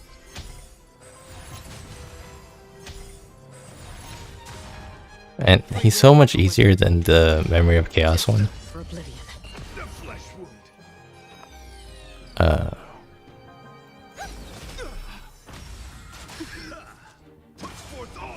Oh, okay, I thought Robin died. Thank you. My throat is feeling much better. Bear witness. I weep. Oh, I gained a stack from something he did. Ah, it's fine. Whatever. It too shall fall. Ah, yield. Yeah, you better yield. Wait. Oh, okay. I thought the game froze or something. Beautiful, beautiful, truly a captivating contest. It is through you that I realize to uphold the honor of Idrilla. I must further hone my skills. What a beautiful lesson indeed. Go forth, my dear friend, beautiful miss. The audition's crown is yours to claim. I shall remain here, gazing from afar as you bask in the limelight, joining the audience in offering you the most heartfelt cheers and applause. We don't have much time. May fate allow us to meet again, Knight of Beauty. It'd be funny when Firefly meets him again and she's in her armor. In that case, let's make our way to the end. Penacony's really thronging with talent. I hope we make it in time.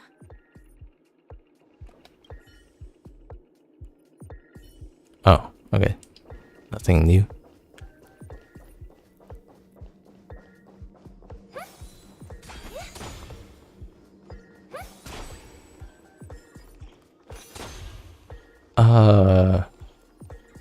I think she does sing at double speed. Normally when I'm farming, I play in double speed, and I think she does sing. I think it was because the Argenti had different music. I think that's why they did not. She didn't sing there. I could probably check when I farm tomorrow.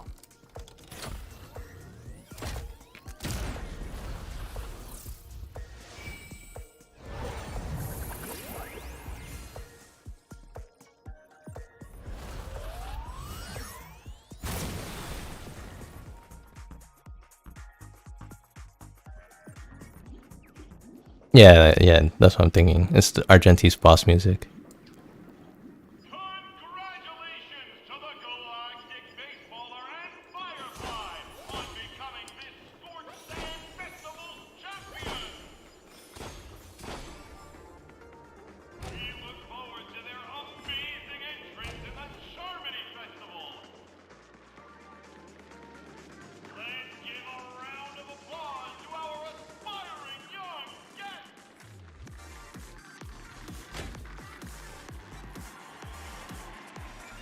Well, I should probably have the Trailblazer out, but oh well.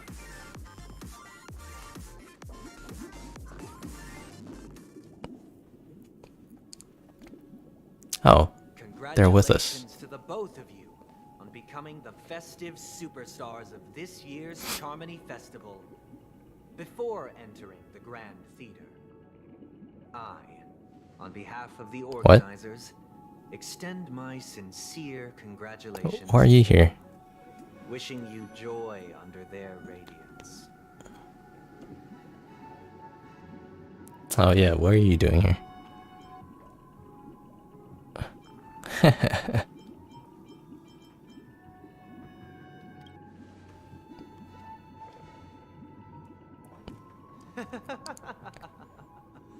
Your endeavors are worthy of extra recognition, and I've taken steps to ensure that. However, this reward is not a material one, but rather the opportunity for an open and honest communication between us. As previously promised, my sister, Mr. Yang, and I have met with the Dream Master. We delved into the truth about Penacony and its Stellaron, and have come to a consensus. Both I and the Oak family cannot acquiesce to your request. Just as expected. We acknowledge the perspective of you, Nameless. Penacony does require change, but not as you propose. The planet of festivities cannot and will not revert to a place characterized by chaos, disorder, or anarchy. Through your journey of overcoming obstacles, you must have glimpsed the essence of that era. The vulnerable ruthlessly eliminated, equality non-existent, common folk living precarious lives, eking out a dreary existence. Ultimately, only heroes like yourselves manage to achieve success. But I would dare ask, if you did not possess the special status of having a Stellaron, and you were but an anonymous and frail member among the masses, which Penacony would you prefer? A dystopia for the survival of the fittest, or a sweet dream paradise for all? I don't know. Why are you asking me? I don't. I feel like him calling it a dystopia for survival of the fittest, it was way too extreme. But I don't like the paradise thing. It seems too fake. I'll just pick the last one.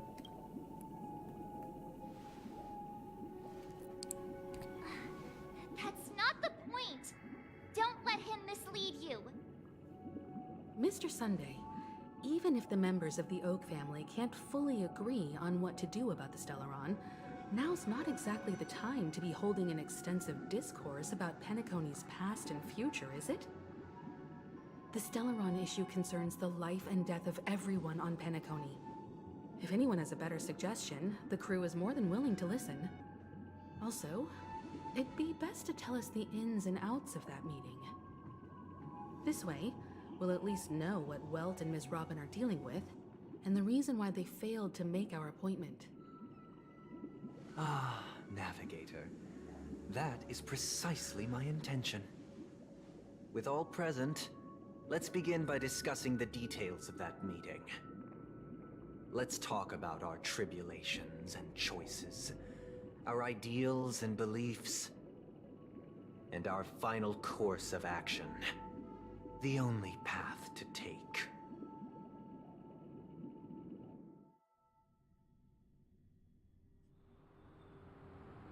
You mean to say that for the longest time, there have been scoundrels who would use the Charmony Festival that I have bequeathed to the masses as a tool to realize their ambition? Indeed, Dream Master. Once the Charmony Festival begins, the Stellaron's powers, along with the song, will be broadcast across the entire planet of Penacony. And then everyone in their dreams will be unable to awaken. This is indeed surprising to me.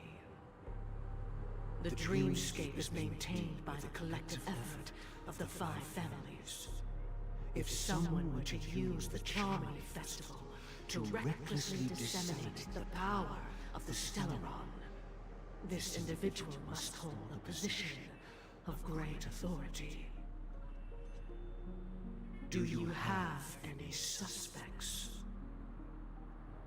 I'd like to ask, did you really not know of the Stellaron's existence? Oh, liar.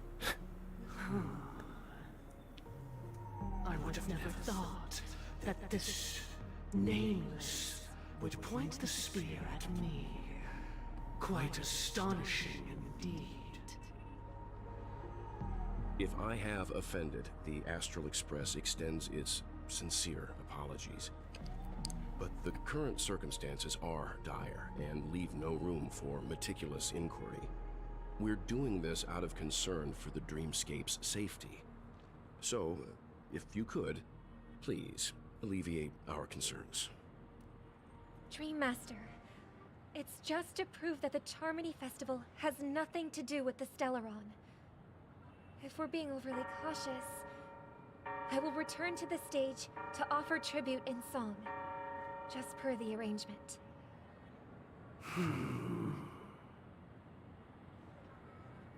Sunday, Robin. I've watched you two grow up and know your dispositions like the back of my hand. Both of you, right now, can surely be lauded as their most devout advocates. I already know your resolve. The magnitude of this matter is enormous and cannot be taken lightly. Since Mr. Yang has asked with such earnestness, I will personally respond in kind. If there is a need, the entire Oak family will be mobilized to heed your call.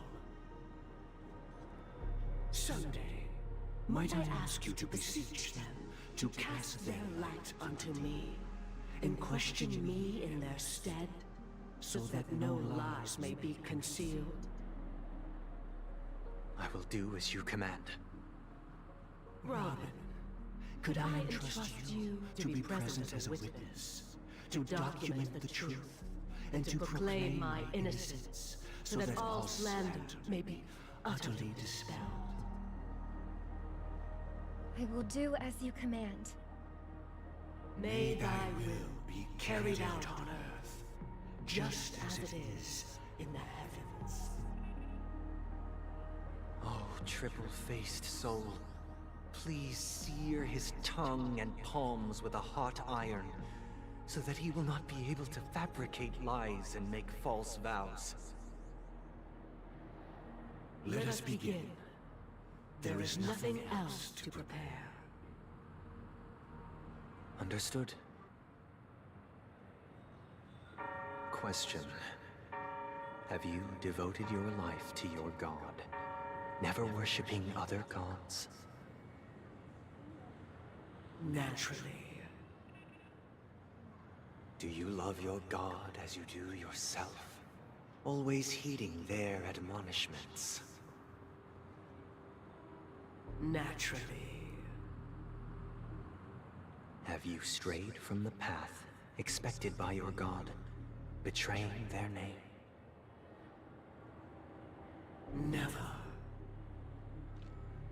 Have you ever been inordinate with your asks of your god, coveting more than the foundation of the creation itself?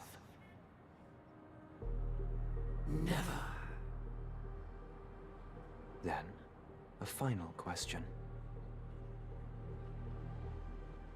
Do you swear to fulfill all vows, past, present, and future?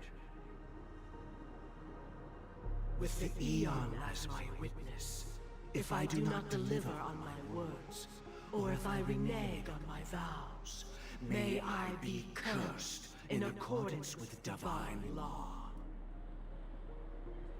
They have seen your faith, and have endorsed your faith. With this, it can be evidenced... Just a moment. Well. What is it, Mr. Yang? I have another question I hope to have answered. To my understanding, the family's harmony and prosperity have never relied on so-called divine laws. The god you both mentioned, are they truly Shipe? Mr. Yang should know that those belonging to the family toil together as if they were kin, embracing solidarity and unity under their light. All duplicity is laid bare before the harmony. Such a delicate and complex symphony. Which other god could perfectly harmonize this, if not for the Great One, Shipe? Perfectly harmonize. Therein lies the problem. It isn't an outsider lurking in the shadows who changed the harmony, but a dissonance that has surreptitiously emerged from within this very symphony itself. In the distant past, there existed an Eon. With one flick of the wrist, they crafted the laws of the cosmos. Their followers formed the Beyond the Sky Choir, spreading solemn and reverent hymns throughout the universe. Later, they fell. The route traversed by this Eon clashed with the harmony, ultimately being absorbed and fused into it. The chorus that once reverberated across worlds fell silent, and when it echoed anew, it was transformed into the hymn of harmony. Though an Eon may perish, paths with no masters still linger. In the all-forgiving harmony, echoes of bygone dissonance may subtly arise. Mr. Yang, being overly astute can be a detriment. Especially when you find yourself alone. That sounds like a threat. It sounds like he hit the nail on the head. So this is how it is. For the sake of our grand cause someday, please afford these two an opportunity to rest. What?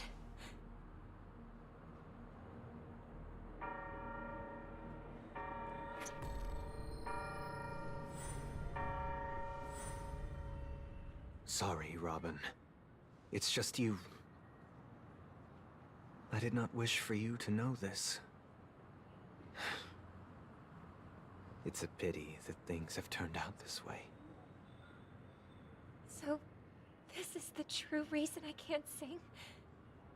The shadow that envelops Penacony is actually... We were never children of the Harmony. Our ideal paradise could not have been crafted by Shipe. True bliss can only be guaranteed by the one who transcends the many. Within the foundation of law, humanity establishes civilization, and through harmony, we obtain order.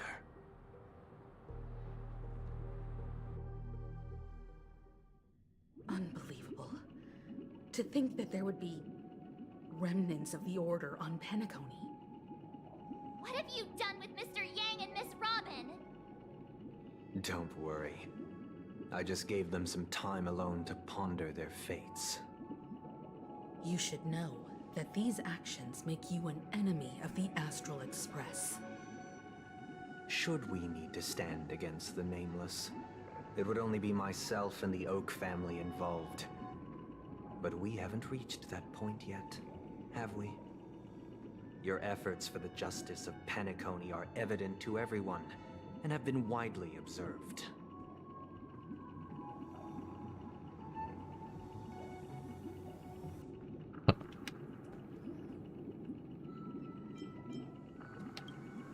Oh, I intend to. But that hinges on the outcome of this negotiation. If it is the Order that drove you to imprison Welt and Robin, and you're using them to coerce our compliance, then there'll be no point in entertaining any type of discussion. You're mistaken, Miss Himiko. They are in very safe hands, and just as the family has always proclaimed, no one can be harmed in the dreamscape, least of all in the beautiful new world belonging to the Order. Penacony and the entire universe have witnessed far too much innocent bloodshed. The strong wield their blades against the weak, and the victors push the vanquished to the brink of life. Natural selection. The world abides by this principle, establishing the well-being of humanity atop the corpses of the downtrodden. Only we, or rather, I, possess the power to put an end to this farce. So you've decided to resurrect a dead Eon? No one's ever done such a thing. If Miss Himiko is interested, let's draw back the veil and speak candidly. I've always firmly believed that people can understand one another through peaceful means.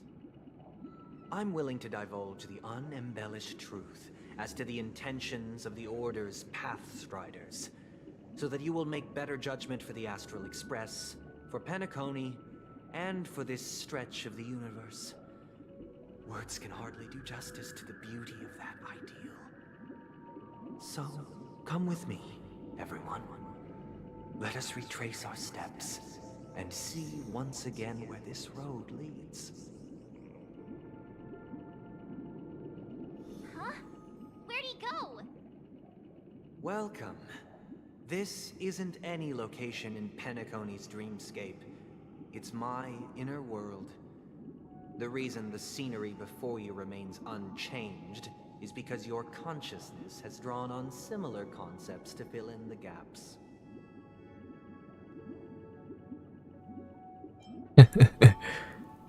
The second option. Alright, anyways. Did you do the same to Welt? It's a tuning process. Stronger in effect and more draining on the mind. The gray-haired guest has experienced it before, so she should understand what it entails. Tuning allows you to intuitively grasp my feelings, which also means that I cannot hide anything from you. Now, everyone, please look at the huge screen. The road we once took begins here.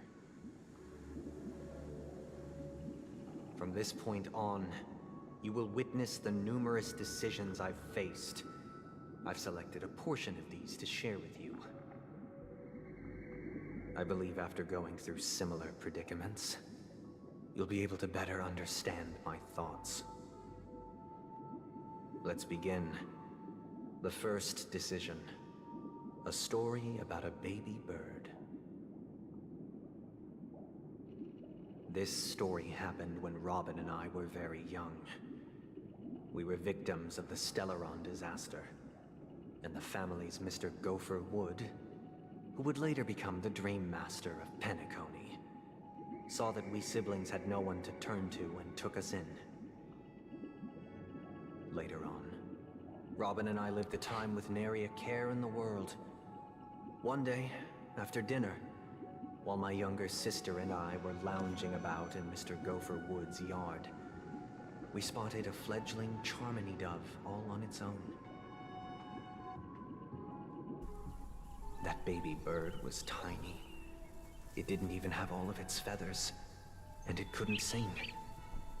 When we found it, it was already on its last breath, having fallen into a shrub, probably abandoned by its parents. We decided to build a nest for it right there and then.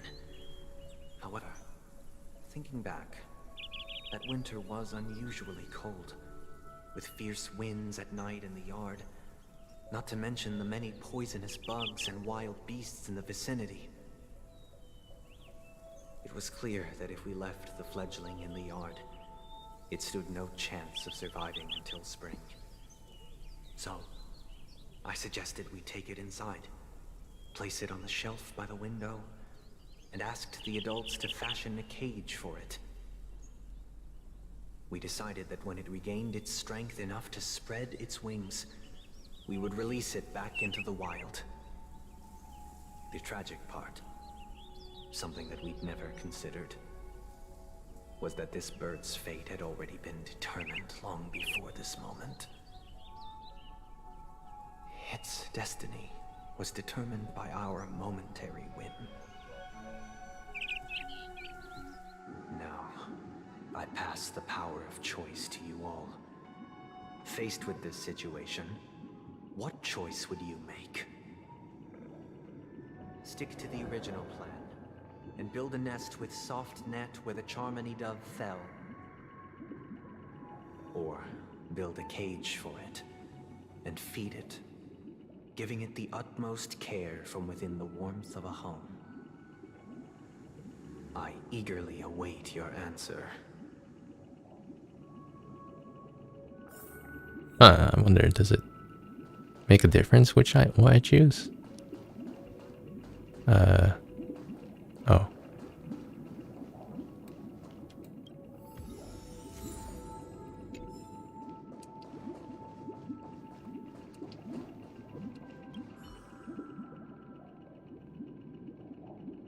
That guy just casually throws this kind of question at us? What exactly is his deal? But fine, I'll answer, I guess. If it were me, I guess I'd choose to build a cage for the little Charmony dove. After all, leaving it there, it's bound to get hurt by wild animals or something. And that'd just be too sad.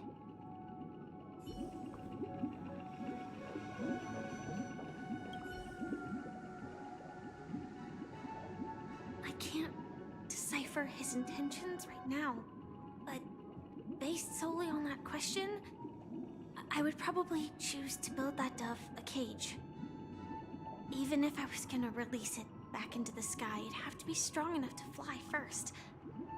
If I left it where I found it, I fear it'd never get the chance to fly ever again. Okay, so 2 for the cage. I was going to choose the cage too. Now technically, I know what happens because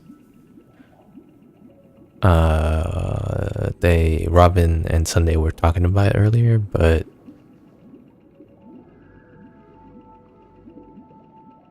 at least it was able to live longer.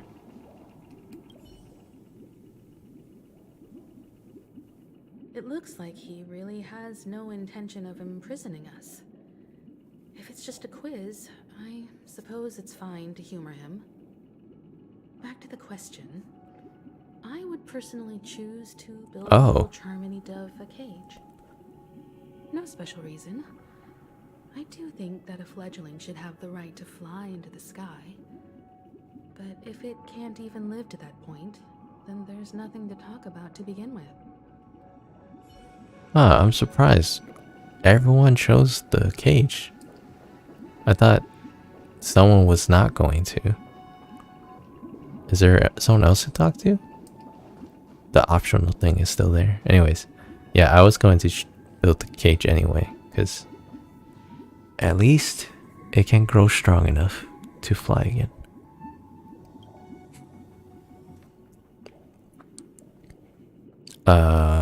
Yes, build I'm cage. happy to see that you made a choice similar to ours. If your mind is made up, let me reveal the outcome of this choice. That just happened for you guys. That, We passionately nursed it back to health, preparing only the best food for it every day. We even preened its feathers. Later, on the day that Robin left Penacony, we opened the cage door and let it fly back into the sky. I watched it for a long while by the window, probably about 3 or so days. In those 3 long days, the little Charmony dove tried again and again to spread its wings to fly into the sky, but fell to the ground, only to keep trying. Finally, on the 137th attempt, it succeeded. But its attempt did not go perfectly. After flying unsteadily for a while, it fell to the ground, unable to grasp the direction of the air currents. The fall shattered its wings. It writhed helplessly in my embrace. But it was all for naught, finally succumbing to a painful demise.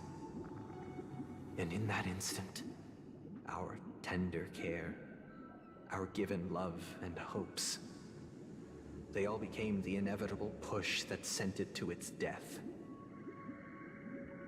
I deeply regret the choices we made. Next, let us head to the second decision. This time, it's the story of a dream chaser. This story happened when I was appointed as Bronze Melodia, a position exclusive to the Oak family, charged with listening to the problems and vexations of dreamscape residents, and providing them with the relevant guidance.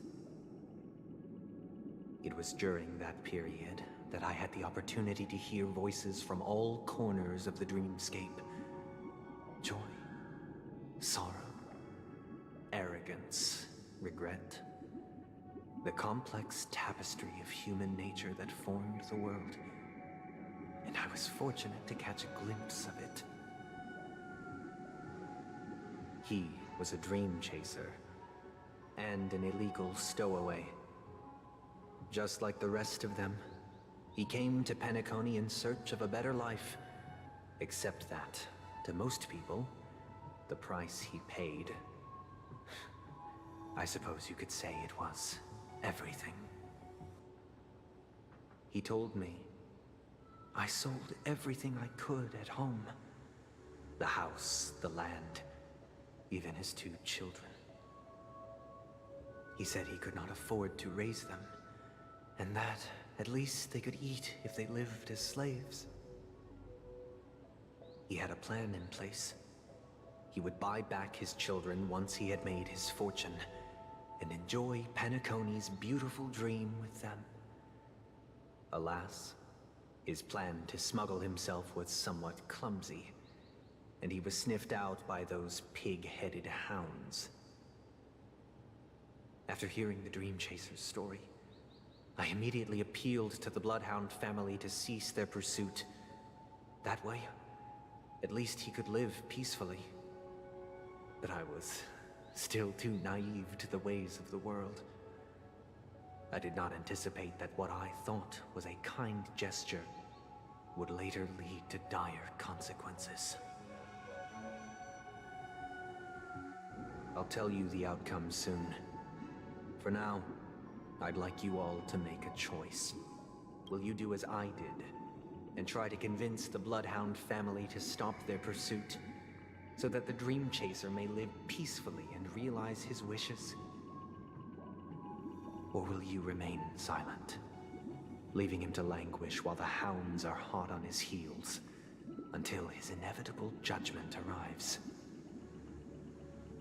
I look forward to everyone's decisions. Who knows? Perhaps they might even alter the outcome of this tragedy. So this one, when he was telling the story, well, he wasn't telling the story. There was a cutscene about it. For this one, I was not sure what was happening. Like, did the dad that come to Penacony looking for a job? Or did he want to come to Penacony to experience the dream and then go find a proper job? That, I think that would, depending on what that would have been, my answer would be different. But the story didn't really talk about that point, I don't think. It seems illegal stowaways are really quite common on Penacony. But that guy in the story, I don't think he deserves any sympathy at all. He sold his kids to chase a dream. Even if he intended to go back for them, it's still insanely irresponsible. With that thought, there's only one choice. Let the Bloodhound send him back home. This person deserves to be punished. Oh, is that what the Bloodhounds were going to do? Send him back home?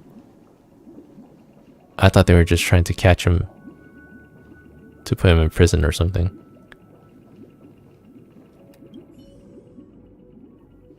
You're a stowaway.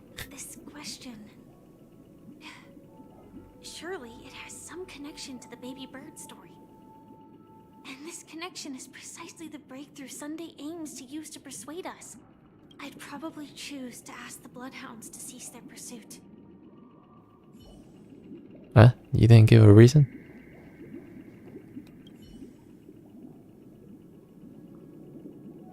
A dream chaser story. If I acted out of kindness, I would probably ask the Bloodhounds to stop their pursuit and lend him a hand.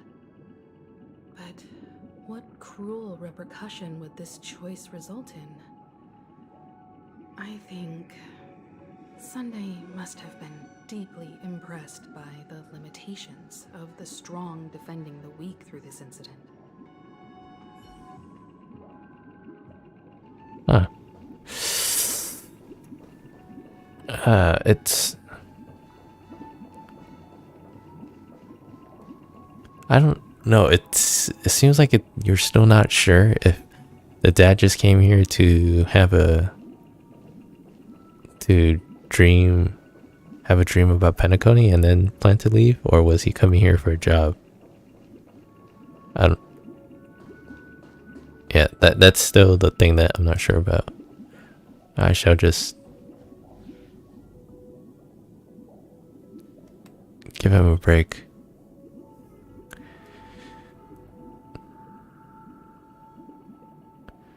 I don't know, what is his wishes? Did I miss that part in the story?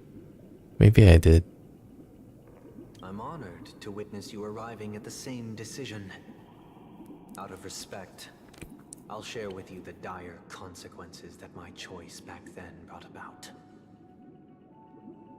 First, the outcome. He attained major success.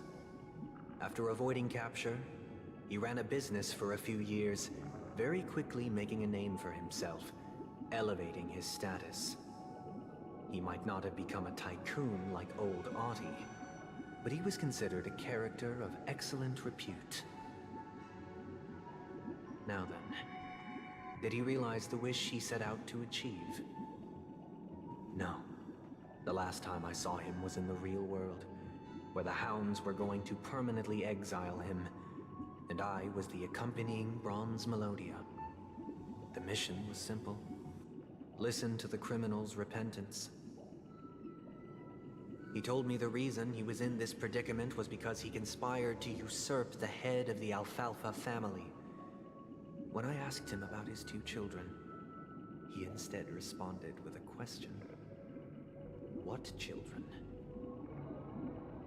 In the end, my heart aligned with the harmony, and the good deed I dared to undertake held no value, turning instead into a wrongdoing. It created a lamentable oppressor and countless oppressed individuals. As to your choice, I once again offer my heartfelt apologies. Next comes the third and final decision. And the story this time is my own. This story happened the day I was appointed the Oak family head. At that time, Mr. Gopherwood was the current Dream Master, and as per his wish, we had a private conversation. What surprised me was that the Dream Master had only come to deliver a letter to me. He let me read its contents, and it was a letter from my sister. The letter contained the usual pleasantries, anecdotes from her travels, nothing out of the ordinary. Just as I started wondering how this letter related to our discussion, the Dream Master began to speak. Do you know who wrote this letter? My sister, of course. But why would you personally visit me to hand me a letter from my sister containing mere trivialities? To help you grasp the full scope of this issue. Do you know where Robin is at this moment? From what the letter indicates, she must be in Caspelina 8, correct? She's touring there right now. Correct. Has she mentioned anything about a stray bullet? A stray bullet? What? A war has broken out on that planet. It is because of this very reason that Robin chose this destination. To spread the word of the harmony. And to save the lives of that planet. She personally made for the front lines. She hoped to ease the people's suffering with song, and was willing to brave mortal danger to deliver the IPC's medical supplies. Unfortunately, stray bullets show no such compassion. Is she all right? If the operation was successful, she should probably be recovering in the field hospital.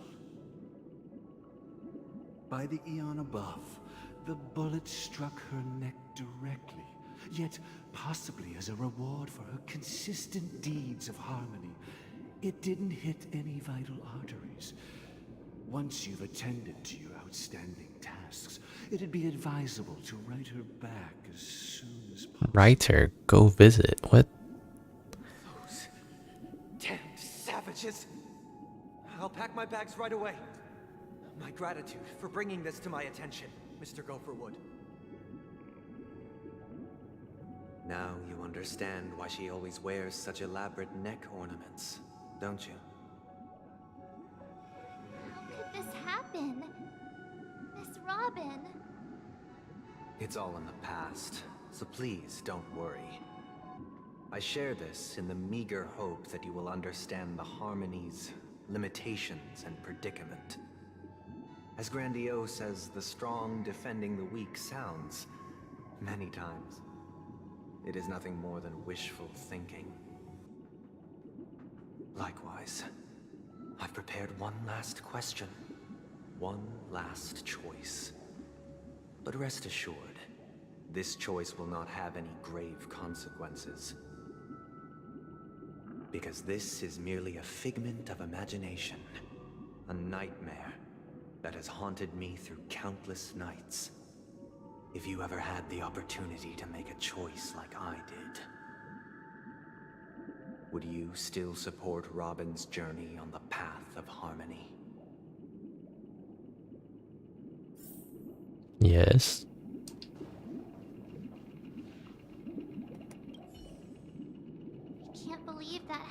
to Miss Robin. The strong defending the weak is a great mantra, but if I had to pay such a price, I don't know what I'd do. Oh, I didn't expect them to take a not give an answer. Miss Robin's courage is admirable. And here I was thinking she was just another superstar celebrity. But the fact that she's also Mr. Sunday's younger sister? No, I doubt he'd wish harm on his own flesh and blood, no matter how grand the ambition. Oh, but well, I mean, are we answering as Sunday or not Sunday? I often feel like I've dreamt of similar scenes on certain nights. In the dream, I see blurry faces. I don't know who they are, but I sympathize with all of them. Is this a reference to Honkai Impact? Survival against some unfathomable force. Their confusion and fear are lucid to me. But I also remember they chose never to give up. Just like Miss Robin. If Mr. Sunday's question leaves you puzzled, you should find the answer from your own experiences. With each trailblaze, dangers and tribulations will surely follow. But would you ever back away? Would you stop March and Don Hung from reaching their next destination? I believe you have an answer of your own in your heart. You know, one of the Marvel movies, they're like, I think it was one of the Doctor Strange ones, where they say dreams are alternate realities. So, if Himiko, that dream she was talking about, is Honkai Impact, then it kind of aligns with that, and that'd be interesting if it is. It kind of seems like it is. Support. Oh, that's funny. Went to the right TV twice, going to the left TV once.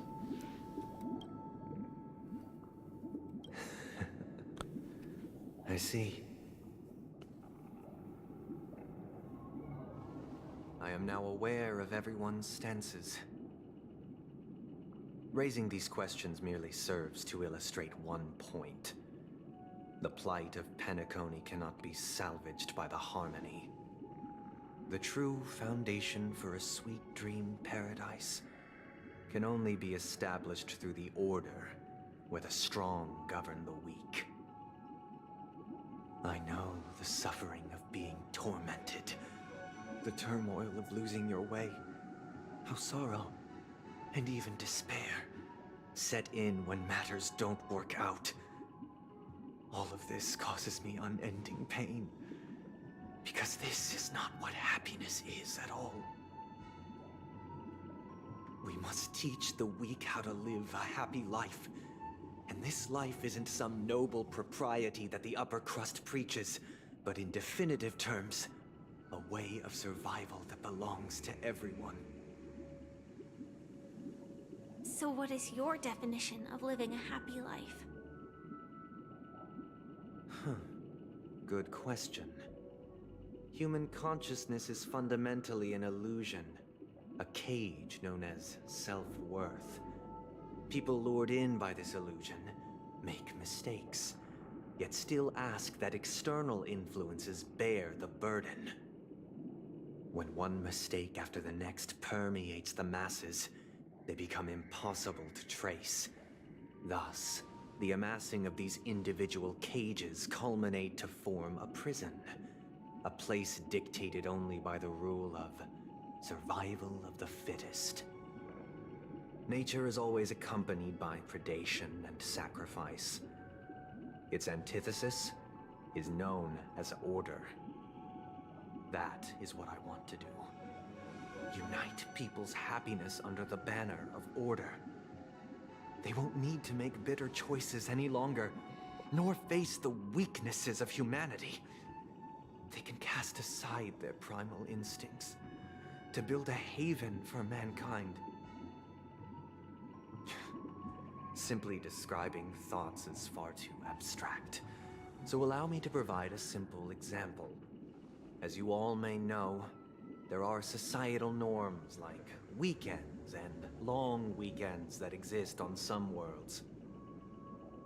During these hard-earned rest days, people are given the chance to extricate themselves from the stresses of everyday life, allowing a certain tranquility to return to their souls. And it is only on these days that people do not have to adhere to the law where the strong prey on the weak. They can live out their lives happily during these brief intermissions. It's just a pity that 2 or 3 days are still too fleeting compared to the span of a lifetime. From where I stand, society's ideal system should be 7 rest days. Following Sunday, there should ensue a second, a third, and indeed an infinite procession of Sundays. This should be the face of the new world. Idyllic, eternal, peaceful days. Is that why he's named Sunday? And thus, every person can return to their base selves in this utopia. Some gaze in reverence at the stars, pouring their whole beings into calculating the distance between us and the isolated world of Pagana. Meanwhile, some seek refuge in quiet corners, holding one another, unencumbered by the chains of unwelcome obligations. There would be no need to bear the hardships of reality. Only in this way can humanity face the inevitable end with the purest of spirit, living a life of dignity. This is what it is to live in bliss. Miss Firefly, you who are stricken with entropy loss syndrome, you of all would surely understand this.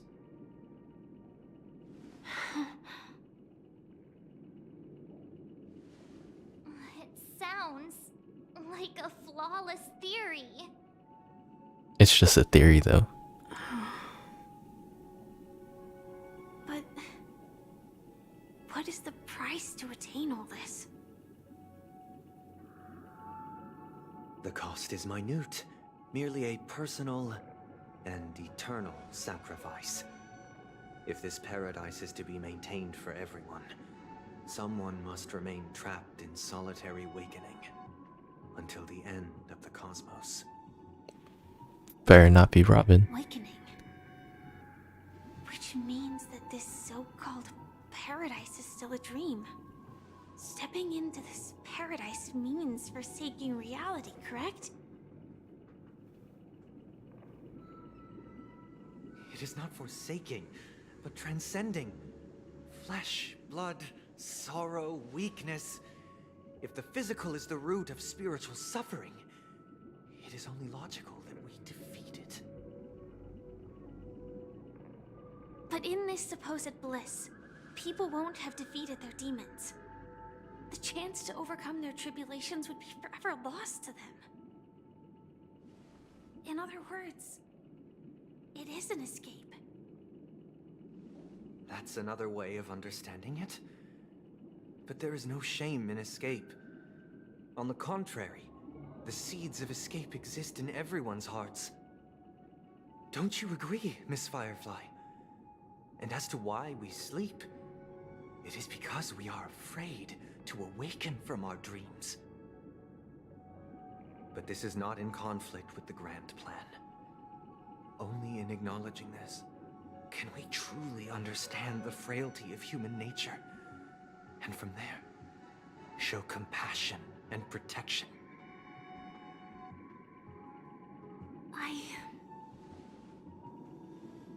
I admit that you are a born leader. Your perspective on humanity brims with pessimism. Yet you express compassion for all. even when your heart pities them. But unlike you, I live for the self. From my perspective, individuals making choices for themselves is their birthright. The want to escape may be innate in the weak. But whether they are weak or not, it is not up to another to decide. Perhaps in your mind, you also view me as weak?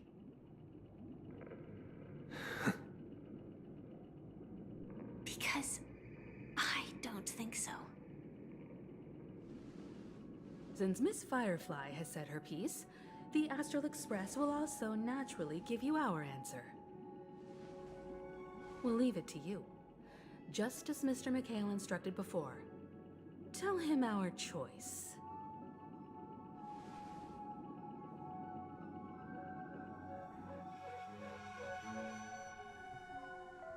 What is this place? Does this place ring any bells? Wait, what? I don't know, but I feel a sense of deja vu. What is this place? Wait, hold on. Did the game really have us go through the whole game part? The game show part? But actually something happened in between there? Right before that, I guess? It's the realm within a dream bubble. This was left to the Astral Express by a nameless, but weirdly, when we entered it, it was completely empty. Oh yeah, this is right before they did the game show thing. Dr. Edward from the Dreamscape sales store told me that dreams are formed from memories, and a dream bubble can't take shape if its core is empty. So I thought you might be able to help us in unraveling this mystery, Misha. As a hotel doorman, you know Penacony best among us. I don't know much about dream bubbles, but if you want to figure out what this mansion is, I'll do my best. I'm counting on you then. Himeko, I still don't get it. Why were you so sure that Misha had a connection with this dream bubble? Misha kinda looks like Mikhail. I wasn't sure. It was just a hunch. But since Misha feels familiar with this place, my hunch might be correct. Misha is also friends with Clocky, and I think the watchmaker made Clocky, right?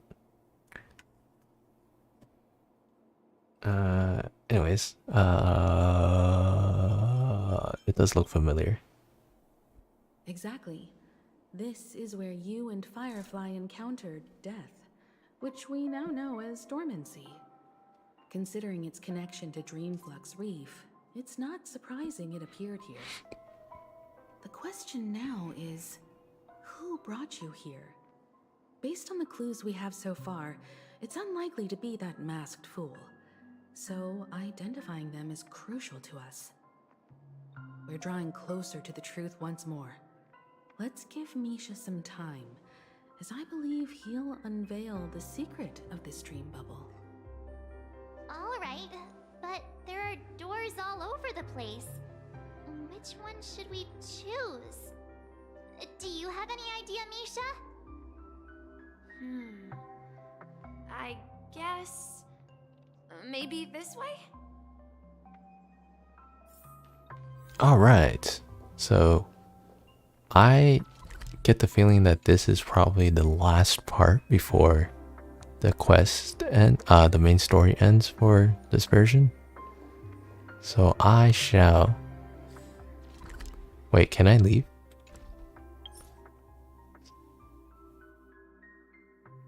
Wait a minute.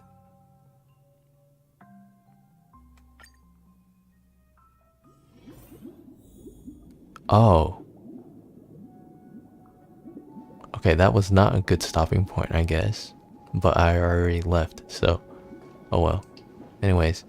Yeah, so I'm going to end the stream here for today. Oh wait. let me do something, cause let me check if Robin sings when it's 2 times speed or not.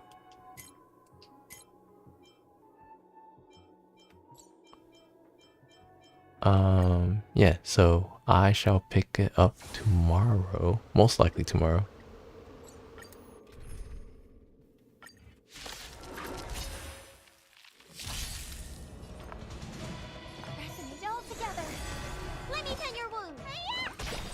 What do you want to know? Ill tidings manifest.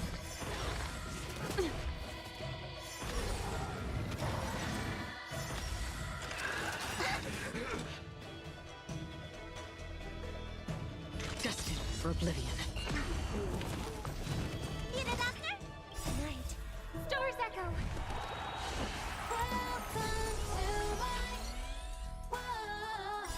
Beneath the waters lies an endless abyss. Yeah, she does sing when it's 2 times speed. And for Islebound too. So she didn't sing because it was Argenti's boss music. Anyways, Ill tidings manifest.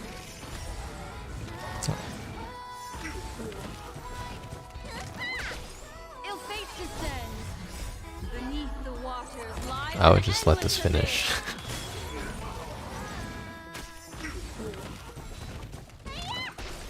ill tidings manifest. I weep for the departed. It too shall fall. Okay. Awesome. So, yeah, like I was saying, that does seem like the last part of the quest. So I'm going to end it here. Most likely continue tomorrow unless something comes up. And then, yeah, that's pretty much it, I guess.